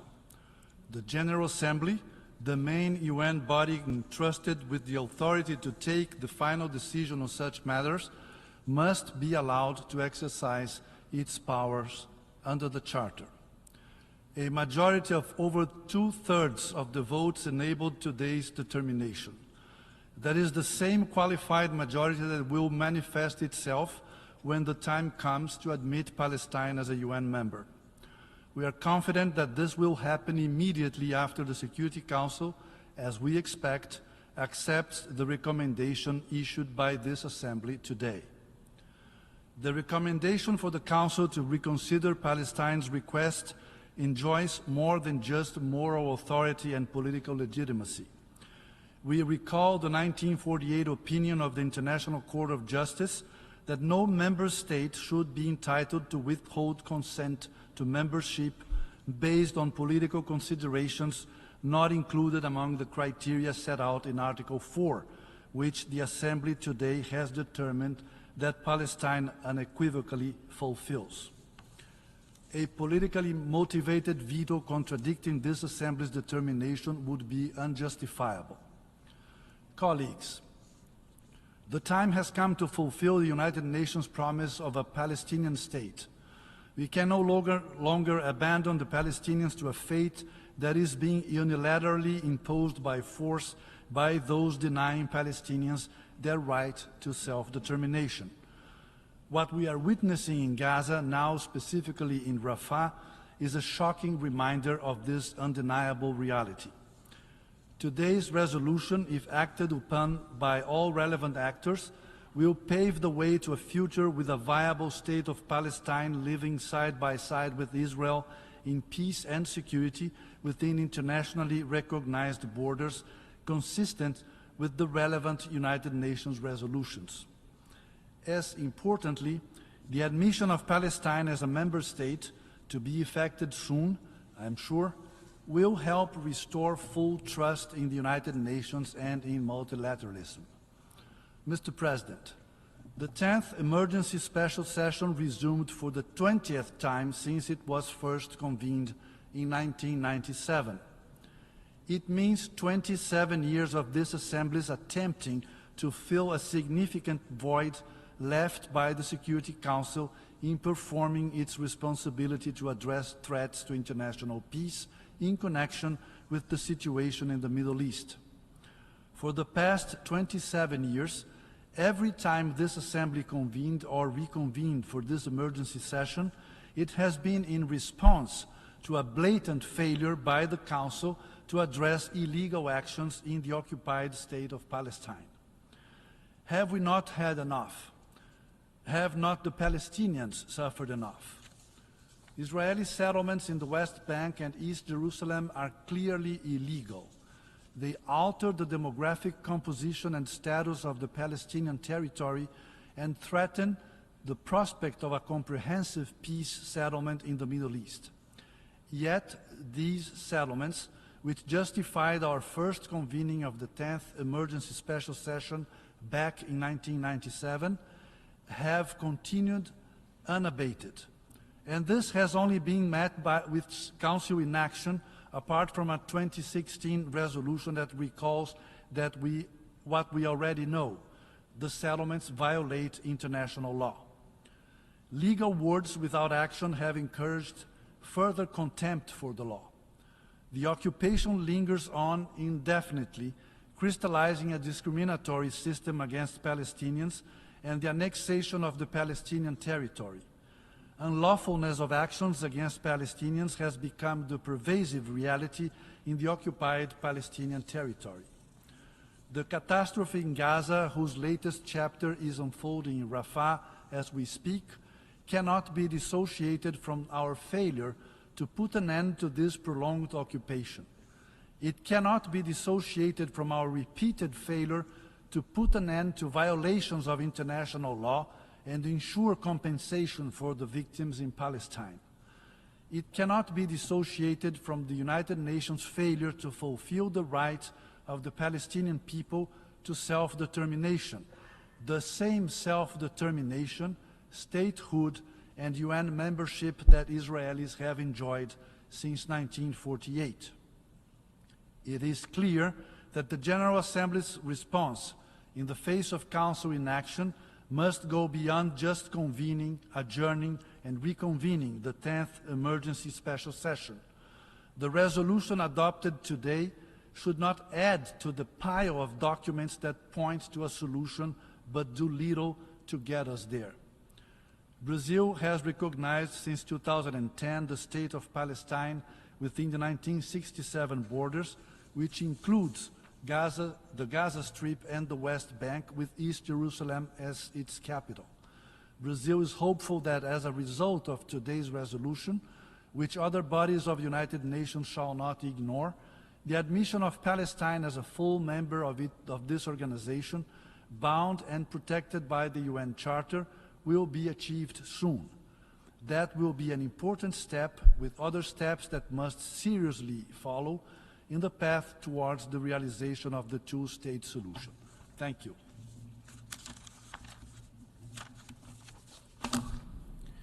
I thank the distinguished representative of Brazil.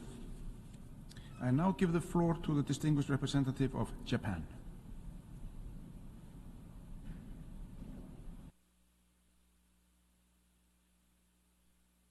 Thank you, Mr. President.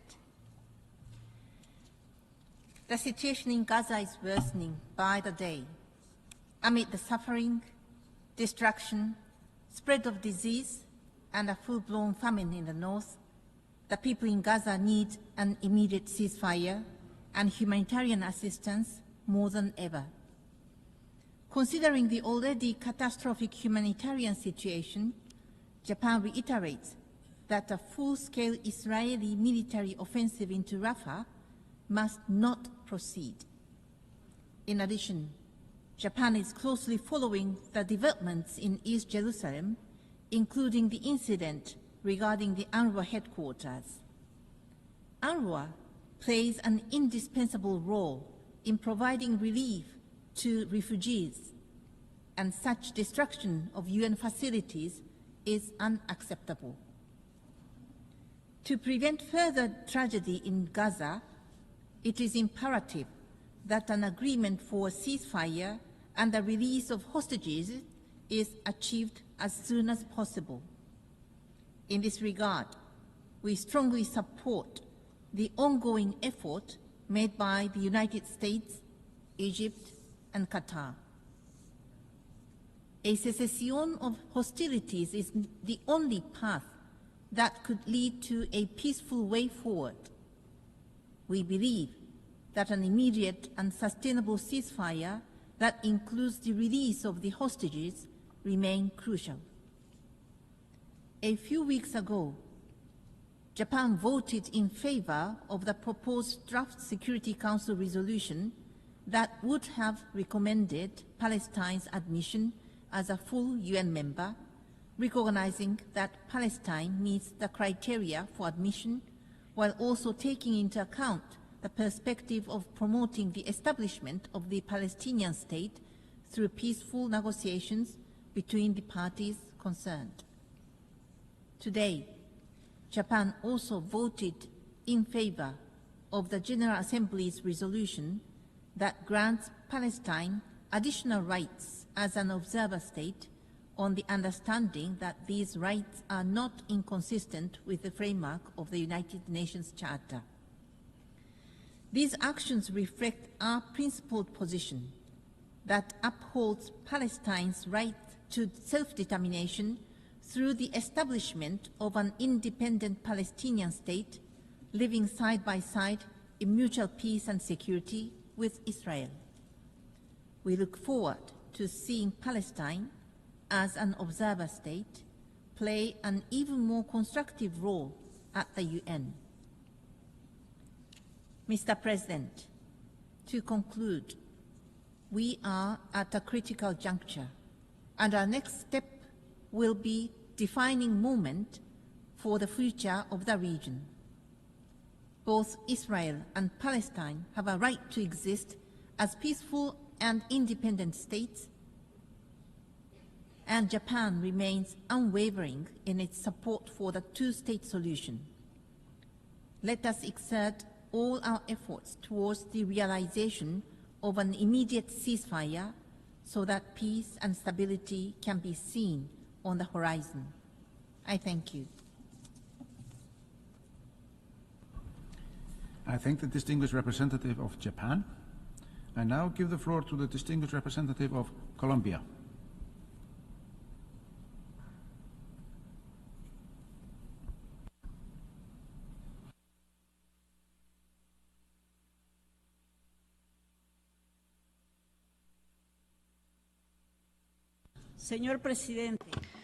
President, Colombia underscores the importance of convening this 10th emergency special session of the General Assembly, following the veto by the Security Council on the 18th of April of the Palestinian request to be admitted as a full member of the United Nations.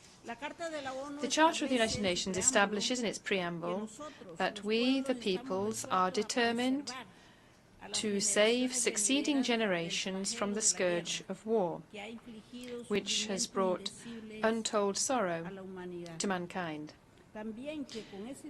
With this same end, we commit to practice tolerance and live together in peace with one another as good neighbours.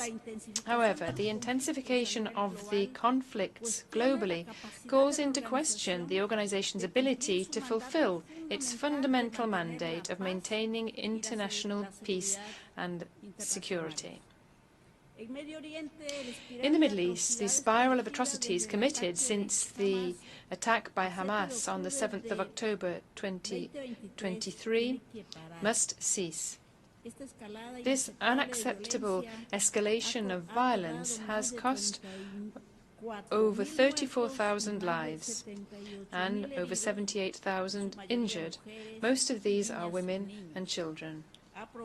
It has led to massive displacements of civilians, famine, and the indiscriminate destruction of vital infrastructure. In this regard, Colombia categorically condemns Israel's attack on Rafah, which will have catastrophic consequences for the over 1.4 million people crowded into the city. The magnitude of the tragedy in the Gaza Strip, its irreparable costs for current and future generations, and its harmful implications for stability and peaceful coexistence in the region are beyond words. A resounding international response is imperative. The members of this organization have the collective obligation of demanding an immediate humanitarian ceasefire, for all the parties to comply with their obligations pursuant to international law and international humanitarian law, for the immediate and unconditional release of all hostages, and guarantees of humanitarian access to the area. Moreover, we are faced with the inescapable imperative of guaranteeing a peaceful, definitive and comprehensive outcome to the question of Palestine, based upon the two-state solution and pursuant to the borders agreed upon by the United Nations in Resolution 242 of 1967. Given that both Palestinians and Israelis have the right to live in peace within secure, internationally recognized borders. Colombia has advocated for the need to carry out a peace conference to resolve the war in Gaza and to resume the route towards negotiations, which would lead to a permanent resolution to the conflict. And in this regard, Colombia reaffirms the support of the government of Gustavo Petro to this end. President, a fundamental step in order to move closer towards a peaceful, definitive and comprehensive exit to this conflict is the admission of Palestine as a full member of the United Nations. This request, as we have just witnessed with the vote of 143 member states, is supported by the overwhelming majority of the membership. In echo of the statement by the Permanent Observer State of Palestine to the United Nations, Colombia reiterates that admitting Palestine as a full member of the UN is investing in peace. As a defender of life and of peace, we co-sponsor and support the draft resolution presented by the United Arab Emirates in this session. Colombia urges the Security Council to reconsider its decision on Palestine's request for admission as a full member of the United Nations. I thank you. I thank the distinguished representative of Colombia. I now give the floor to the distinguished representative of Jordan.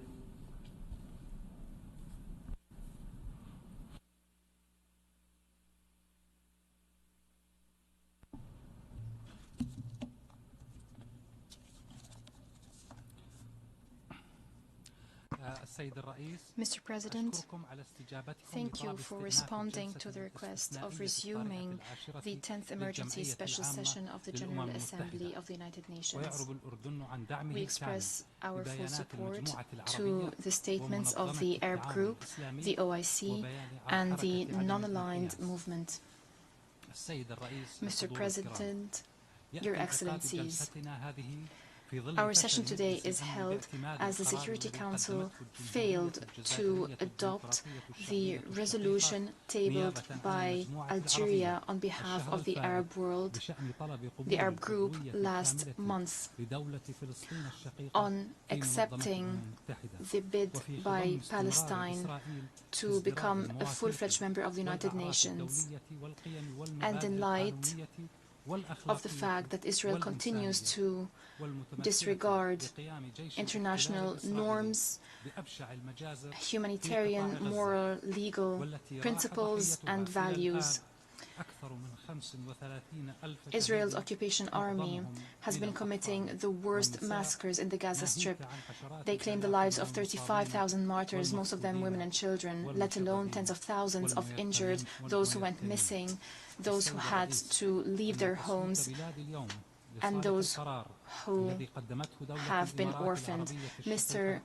President, my country today voted in favor of the resolution tabled by the brotherly UAE as chair of the Arab group this month.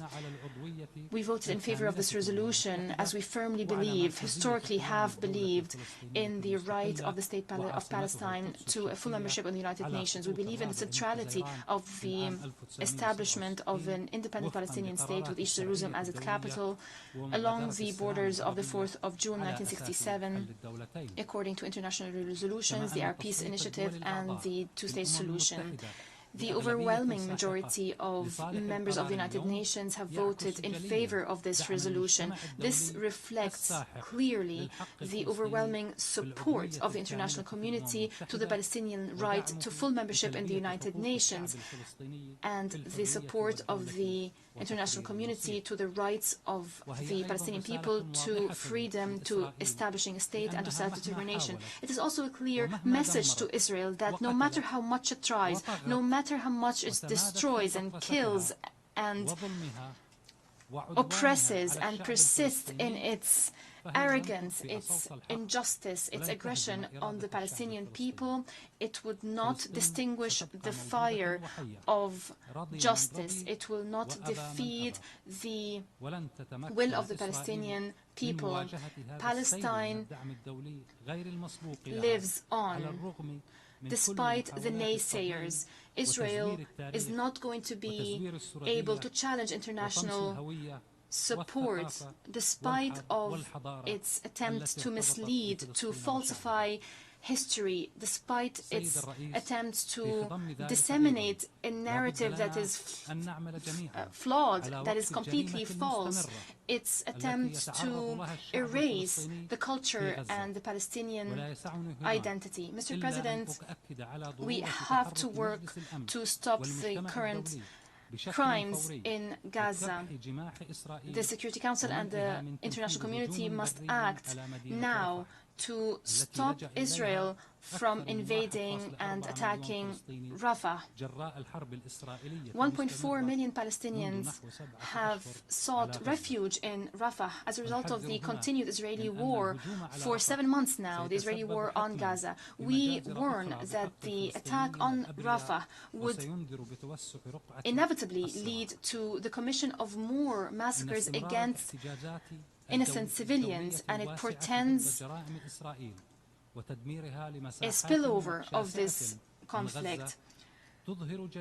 There are international protests against the crimes by Israel, and it's against its destruction of large swathes of land in Gaza, which shows that the plight of the Palestinian people is a moral issue faced by the whole world. The international community cannot continue to disregard Israeli violations of the most basic human values of international humanitarian law and the resolutions of this organization. Pressure must be borne to bear on Israel to ensure accountability of the occupying power Israel. Impunity, or rather accountability, is not merely a slogan when it comes to Israel. It must be held accountable. Mr. President, Israel, at the beginning of this week, has controlled the Rafah crossing and closed it completely and prevented humanitarian aid from entering Rafah. This is to enter Gaza. This is a violation of international law and international humanitarian law, and it's an attempt by Israel to ensure the failure of efforts to reach a ceasefire. It's an attempt to obstruct the delivery of humanitarian aid in a sustainable way, and this is unacceptable, especially in light of the increasing needs. We condemn the actions by extremist Israeli settlers. They attacked Jordanian convoys that were going to the north and the south of the Gaza Strip. We also condemn all attacks by settlers yesterday on UNRWA in the occupied Jerusalem. We call upon the Security Council and the United Nations and the international community to take a clear stance and to stop and condemn and to reject these attacks and to impose the implementation of international law, international humanitarian law, without any biases, without any selectivity. We call upon forcing Israel, the occupying power, to fulfill its legal commitments, meaning protecting aid convoys and UN organizations that are distributing this aid. Israel must be compelled to provide protection to UN facilities and stop any attacks on UNRWA and UNRWA staff, who are playing a very important humanitarian role that is indispensable in providing assistance and basic services to Palestinians in the occupied Palestinian territories. In conclusion, Mr. President, we completely and categorically reject the barbaric Israeli war against the Palestinian people and attempts to forcibly display Palestinians in Gaza and the West Bank, or to separate Gaza and the West Bank. It is important to stop this war immediately and to stop the continuation of this war using all means enshrined in the United Nations Charter in case there is a threat of international peace and security. Jordan will continue its support to Palestine and its defiant people. We will make all efforts and do our utmost to end the occupation and so that the sun of freedom will shine on Palestinian territories. I thank you. I thank the distinguished representative of Jordan. I now give the floor to the distinguished representative of Thailand.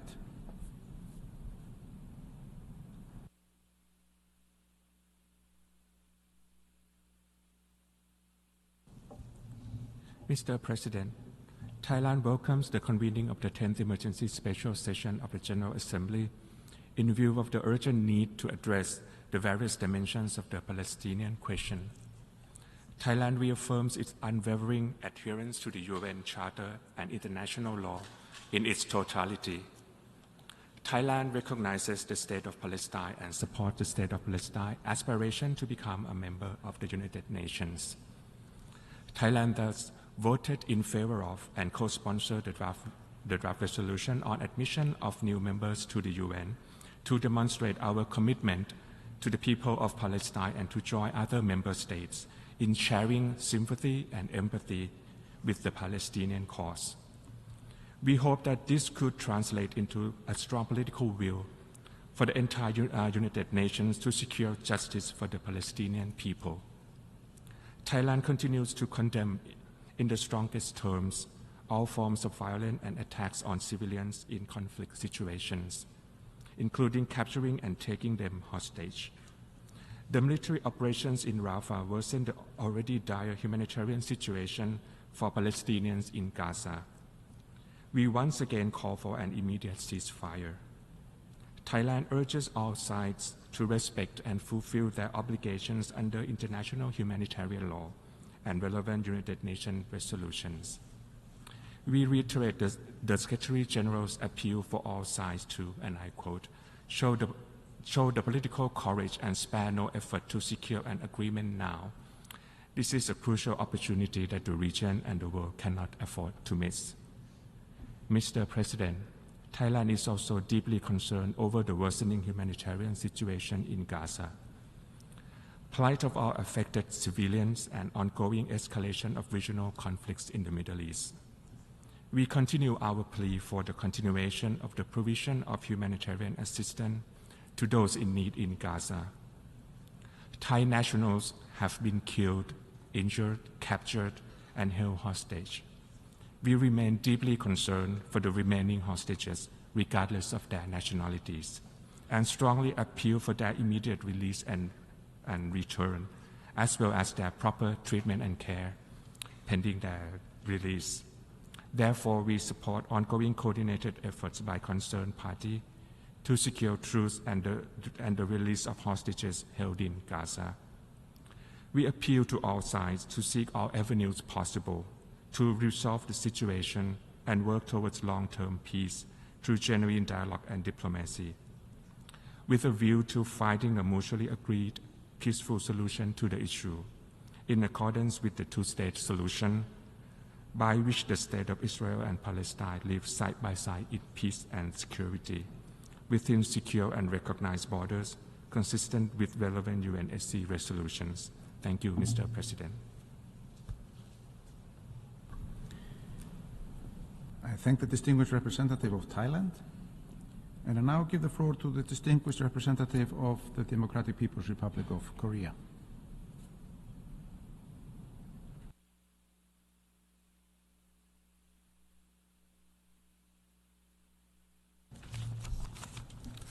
Mr. President, I thank you for convening the special session of the General Assembly to debate on the question of the admission of the State of Palestine as a full member state of the United Nations.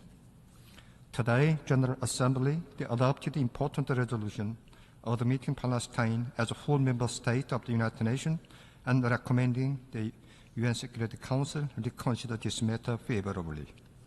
The DPRK delegation has voted in favor of the resolution for admissions of new member states of the United Nations. Mr. President, the question of the Palestine has been on the agenda of the United Nations for over 60 years, but no progress has been made due to double standard and hypocrisy of the United States toward the Palestine issue. For over 60 years, the United States has consistently maintained one-sided support policy for Israel at the expense of the right of Palestinian people to self-determination and their aspiration for independence with statehood. This one-sided approach had been evidenced in various aspects of the United States foreign policy, including military aid and the exercise of the veto power at the Security Council. Consequently, it has become the main obstacle to resolving Palestine issues.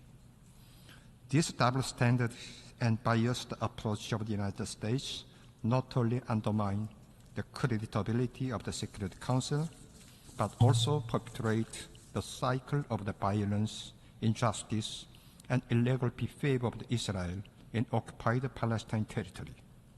One of the most typical examples of this double standard is clearly demonstrated in the situation in Gaza, where genocide against innocent Palestinian people is still being committed. It is imperative for international community to take a concerted action with one voice to ensure that all countries respect and follow the same rules and norms.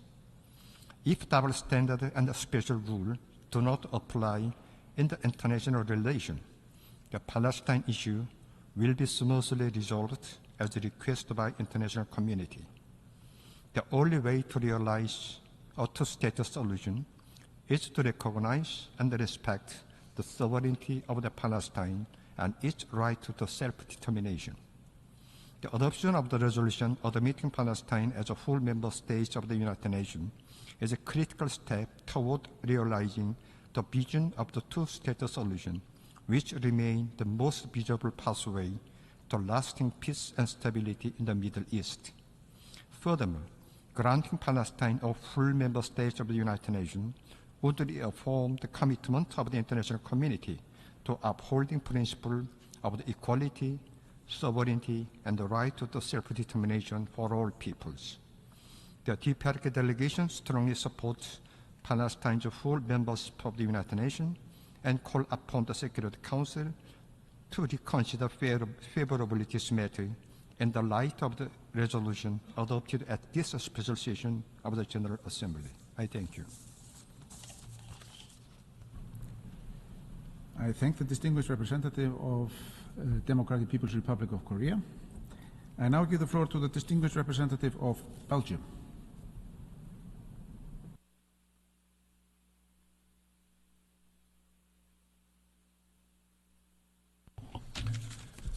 Monsieur le President, Excellencies, dear colleagues, today, more than ever, we must send a strong signal that we are determined to whatever it take the path towards peace through restoring a credible political horizon. This is why my country, Belgium, co-sponsored this resolution, to resolutely choose action. We have the responsibility to work together to relaunch the peace process. There is no alternative to having two democratic states living side by side in peace within safe, secure and recognized borders. There is no other path other than reconciling Israel's security and the aspirations of the people of Palestine to self-determination. We all know this. We cannot postpone this endlessly either. All efforts here must be supported. All those showing goodwill must be supported. In asking the Security Council to reconsider its position on the full admission of Palestine to the United Nations, our General Assembly has sent a strong message of support to a negotiated resolution between two parties as equals. Our Assembly has underscored its determination to work with a Palestinian Authority that must be our own only legitimate interlocutor. It sends a message of hope to all the victims of this conflict, hope that there is an alternative to violence and to war. Our co-sponsorship shows the constant commitment of Belgium for a just, sustainable and peaceful resolution to the Palestinian question and the Israeli-Palestinian conflict, fully respecting international law and based on Security Council resolutions. Today's resolution is not an end in itself. It is, on the other hand, a symbolic milestone to make it indisputable that the only possible path is the path of peace. Of course, other stages will be necessary to ensure that a piece of dialogue can emerge and support its evolution. The international community should continue to bring its weight to bear to support these efforts. Palestine's place is within the concert of nations, with us here. That's the point of history and the most fundamental right of the Palestinian people. It's an essential condition to allow a credible peace process. This conviction that we express today goes hand in hand with the necessary efforts of reform to increase the legitimacy and capacities of governance on the part of the Palestinian Authority.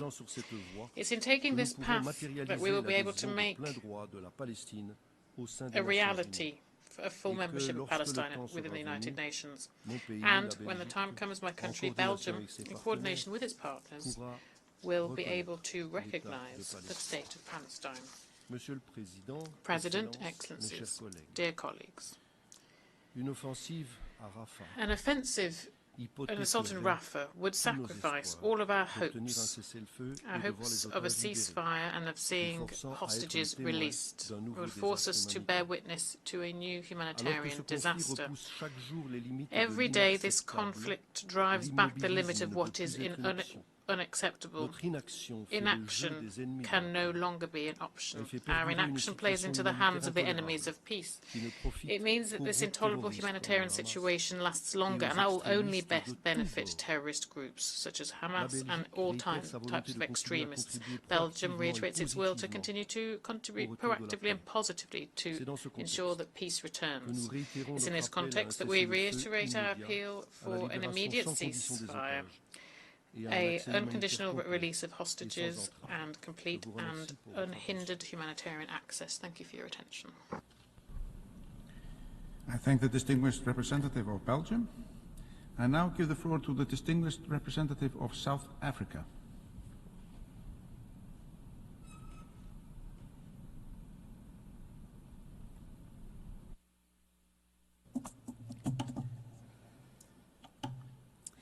Mr. President, thank you for convening this emergency special session to discuss Palestine's membership of the UN following the failure of Security Council to adopt a resolution on the matter. South Africa aligns with the statement delivered by the Republic of Uganda on behalf of the non-aligned movement.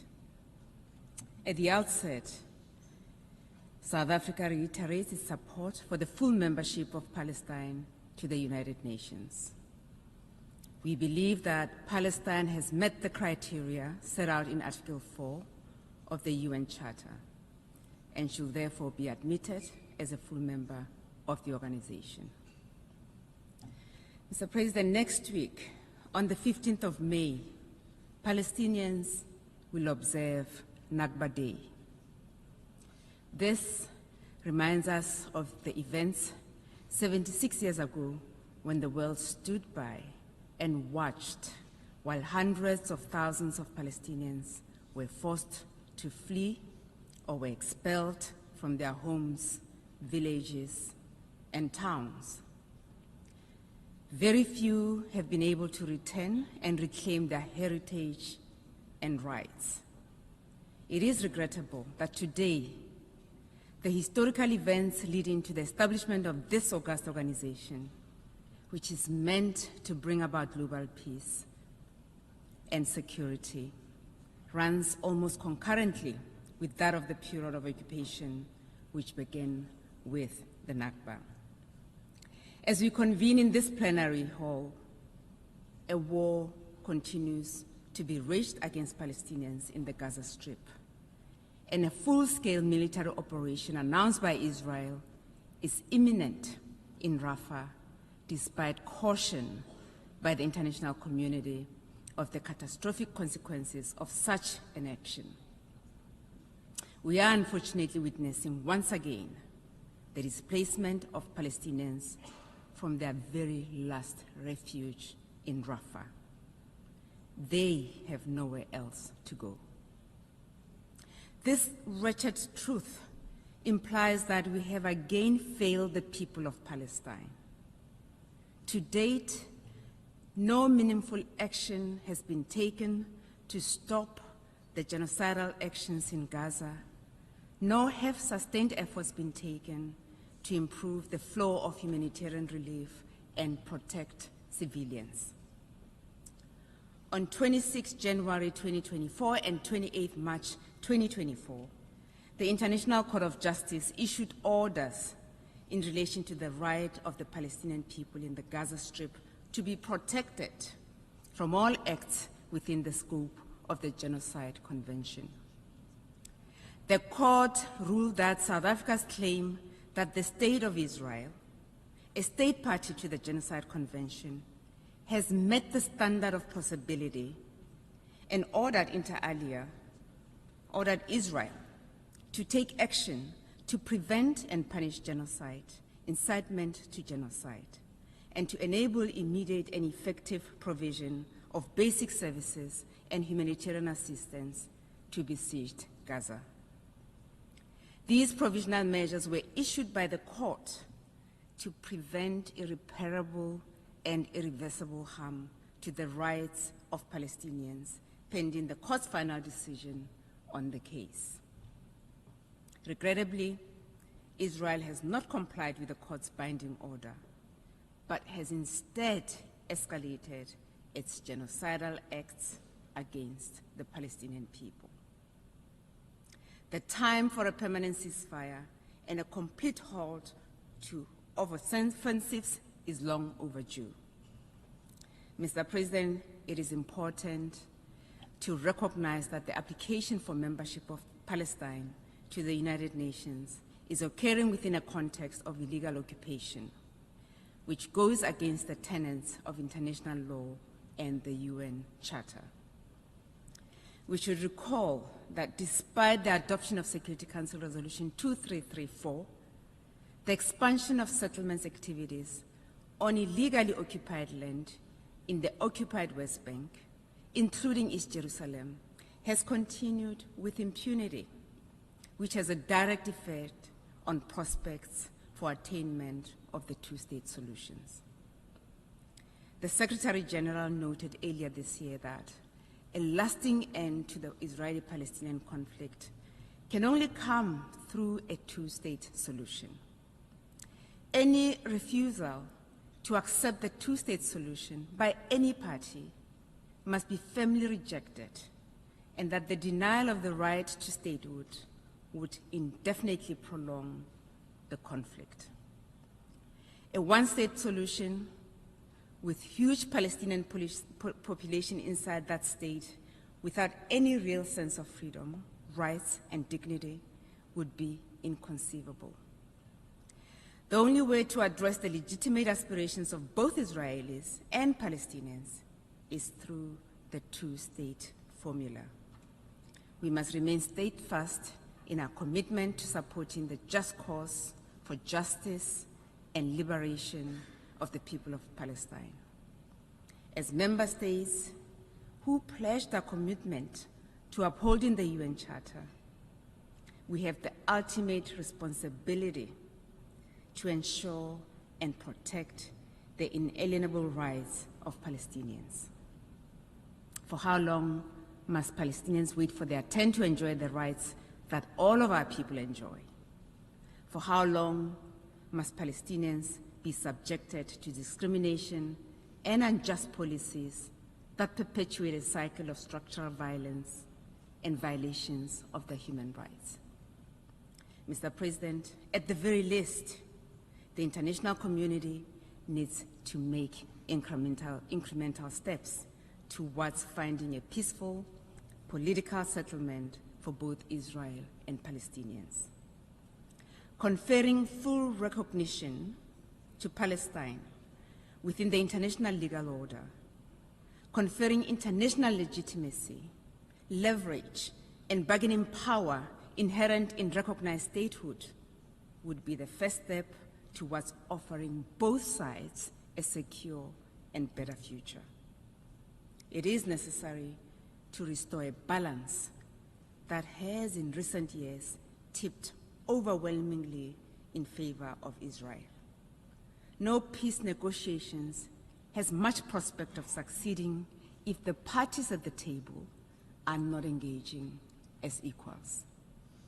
It is time for Palestinians to have the freedom to determine their own leadership without external interference and carve a path for their future. The situation in Palestine and Israel has caused untold human suffering and created serious difficulties for the stalled Middle East peace process. In order to move forward, we should acknowledge what the overwhelming number of us in this assembly already recognizes, that Palestine is indeed a state and should take its rightful place in this assembly. In conclusion, Mr. President, South Africa voted in favor of and co-sponsored the resolution on admission of new members to the United Nations. We believe that this will provide Palestine with an opportunity to play a meaningful role at the UN. We therefore join other member states in calling on the Security Council to reconsider its decision and consider this matter comprehensively. I thank you. I thank the distinguished representative of South Africa. I now give the floor to the distinguished representative of Senegal.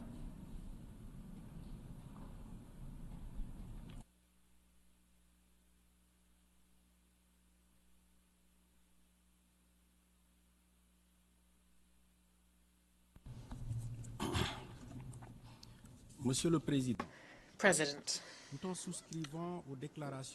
aligning ourselves with the statements made by Mauritania and Uganda on behalf of the Organization for Islamic Cooperation and the Non-Aligned Movement, respectively, Senegal would also like to say a few words in our national capacity. President, my delegation is grateful to you for having convened once again this 10th Emergency Special Session on the joint request of the Arab Group, the OIC, and the Non-Aligned Movement, in the aftermath of the failure of the Security Council to adopt a draft resolution recommending the admission of the State of Palestine as a full member of the United Nations. Senegal deplores, once again, that a veto prevented the admission of a State of Palestine. At a time when 12 out of the 15 members of the Council supported the draft recommendation, and that 144 of the 193 member states of the organisation already recognise this state. This situation is even more regrettable given that the State of Palestine meets the criteria for a state and that its successive governments have continued to defend their rights that are enshrined by international law and relevant UN resolutions. They are party to numerous instruments under the aegis of the United Nations. They are full members of some UN bodies, and they are full members of several international organizations. They are peace-loving, and the State of Palestine continues to tirelessly show how they should be accepted within the concert of nations. There was no more eloquent example of this fact than their will expressed many times to become a member of the United Nations. President, the number of states of the United Nations who recognize the sovereignty of the State of Palestine as a state a sovereign state is only growing. My delegation welcomes a recent decision of Barbados, Jamaica, Trinidad and Tobago and the Bahamas to recognize the State of Palestine, and we invite member states who have yet to do so to follow suit. The recognition of the State of Palestine should not be an obstacle to peace. Quite the contrary. Far from being an end in itself, it is today, 77 years after the partition plan of Palestine, it is a crucial stage to allow all parties concerned to work with equal responsibility and representation towards a just and sustainable solution to the conflict. Here, the State of Palestine cannot be left to the side. We'll be wrong to continue to unjustly refuse them that which for so long and so justly has been given to the State of Israel, the status as a full member of the United Nations. Senegal has been loyal in how it is committed to this issue, and we continue to support tirelessly the admission of the State of Palestine as a full member of our organisation. We are deeply convinced that the required majority would be easily obtained at the General Assembly. President, as we are unable to vote on the admission of the State of Palestine, which was unjustly denied by the Security Council, Senegal welcomes the adoption of this draft resolution, which we are proud to co-sponsor. This result, which came with a broad majority, sends a strong signal for the part of the international community. Through this resolution, the General Assembly is contributing to reaffirming dignity that has been owed for far too long to this state, allowing our organisation to better benefit from the expertise of its representatives in our discussions. Also, it shows how we must urge the Security Council to reconsider as soon as possible the admission of this state. In the meantime, until this long-awaited day arrives, my country will continue to support all initiatives that seek to ensure the full and effective participation of the State of Palestine in the work of the General Assembly and in all other UN organs. President, the Palestinian people have the right to a viable state, a contiguous one with East Jerusalem as the capital and within safe and internationally recognised borders alongside the State of Israel. The fact that the State of Palestine still cannot be admitted as a full member of the United Nations reminds us how important it is to preserve and protect the inalienable rights of these people. The inalienable right to their land, which is continually flouted, including in the West Bank, because of aggressive occupation, settlement and annexation policies. The inalienable right to life, which is under threat day in, day out due to the humanitarian tragedy which continues to unfurl in Gaza. Also, my delegation deplores the Israeli offensive in Rafah, which has already led to more than 100,000 displaced people. It is certain that the human cost of this crisis is already unconscionable, with its 35,000 deaths and 78,000 people injured, will become even worse for the 2.3 million Gazans who are in constant mourning, deprived of any shelter in the north and in the south, plunged into the worst of distress. This is why Senegal, my delegation continues to urge Israel as the occupying power to demonstrate restraint and spare civilians, all humanitarian personnel, medical and media personnel, as well as hospitals, holy sites and UN facilities. Here, my country welcomes once again the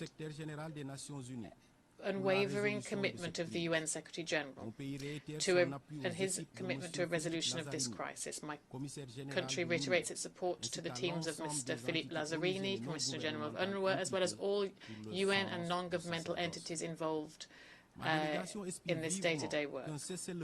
My delegation hopes so strongly that a ceasefire and the release of hostages will happen rapidly with all of the necessary goodwill in place. Only a ceasefire will ensure safe, sustainable and unhindered humanitarian access. Only a ceasefire will allow for real de-escalation as a first step towards peace talks, seeking to achieve the two-state solution. That is the only solution worth having. We can see the path towards peace. This path includes the recognition, without further delay, of the State of Palestine, and recognise that they have all the rights and all legitimacy to sit alongside us on equal footing. Thank you very much indeed.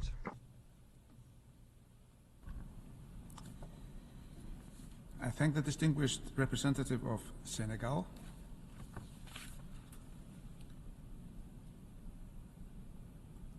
We have heard the last speaker in the debate on this item for this meeting.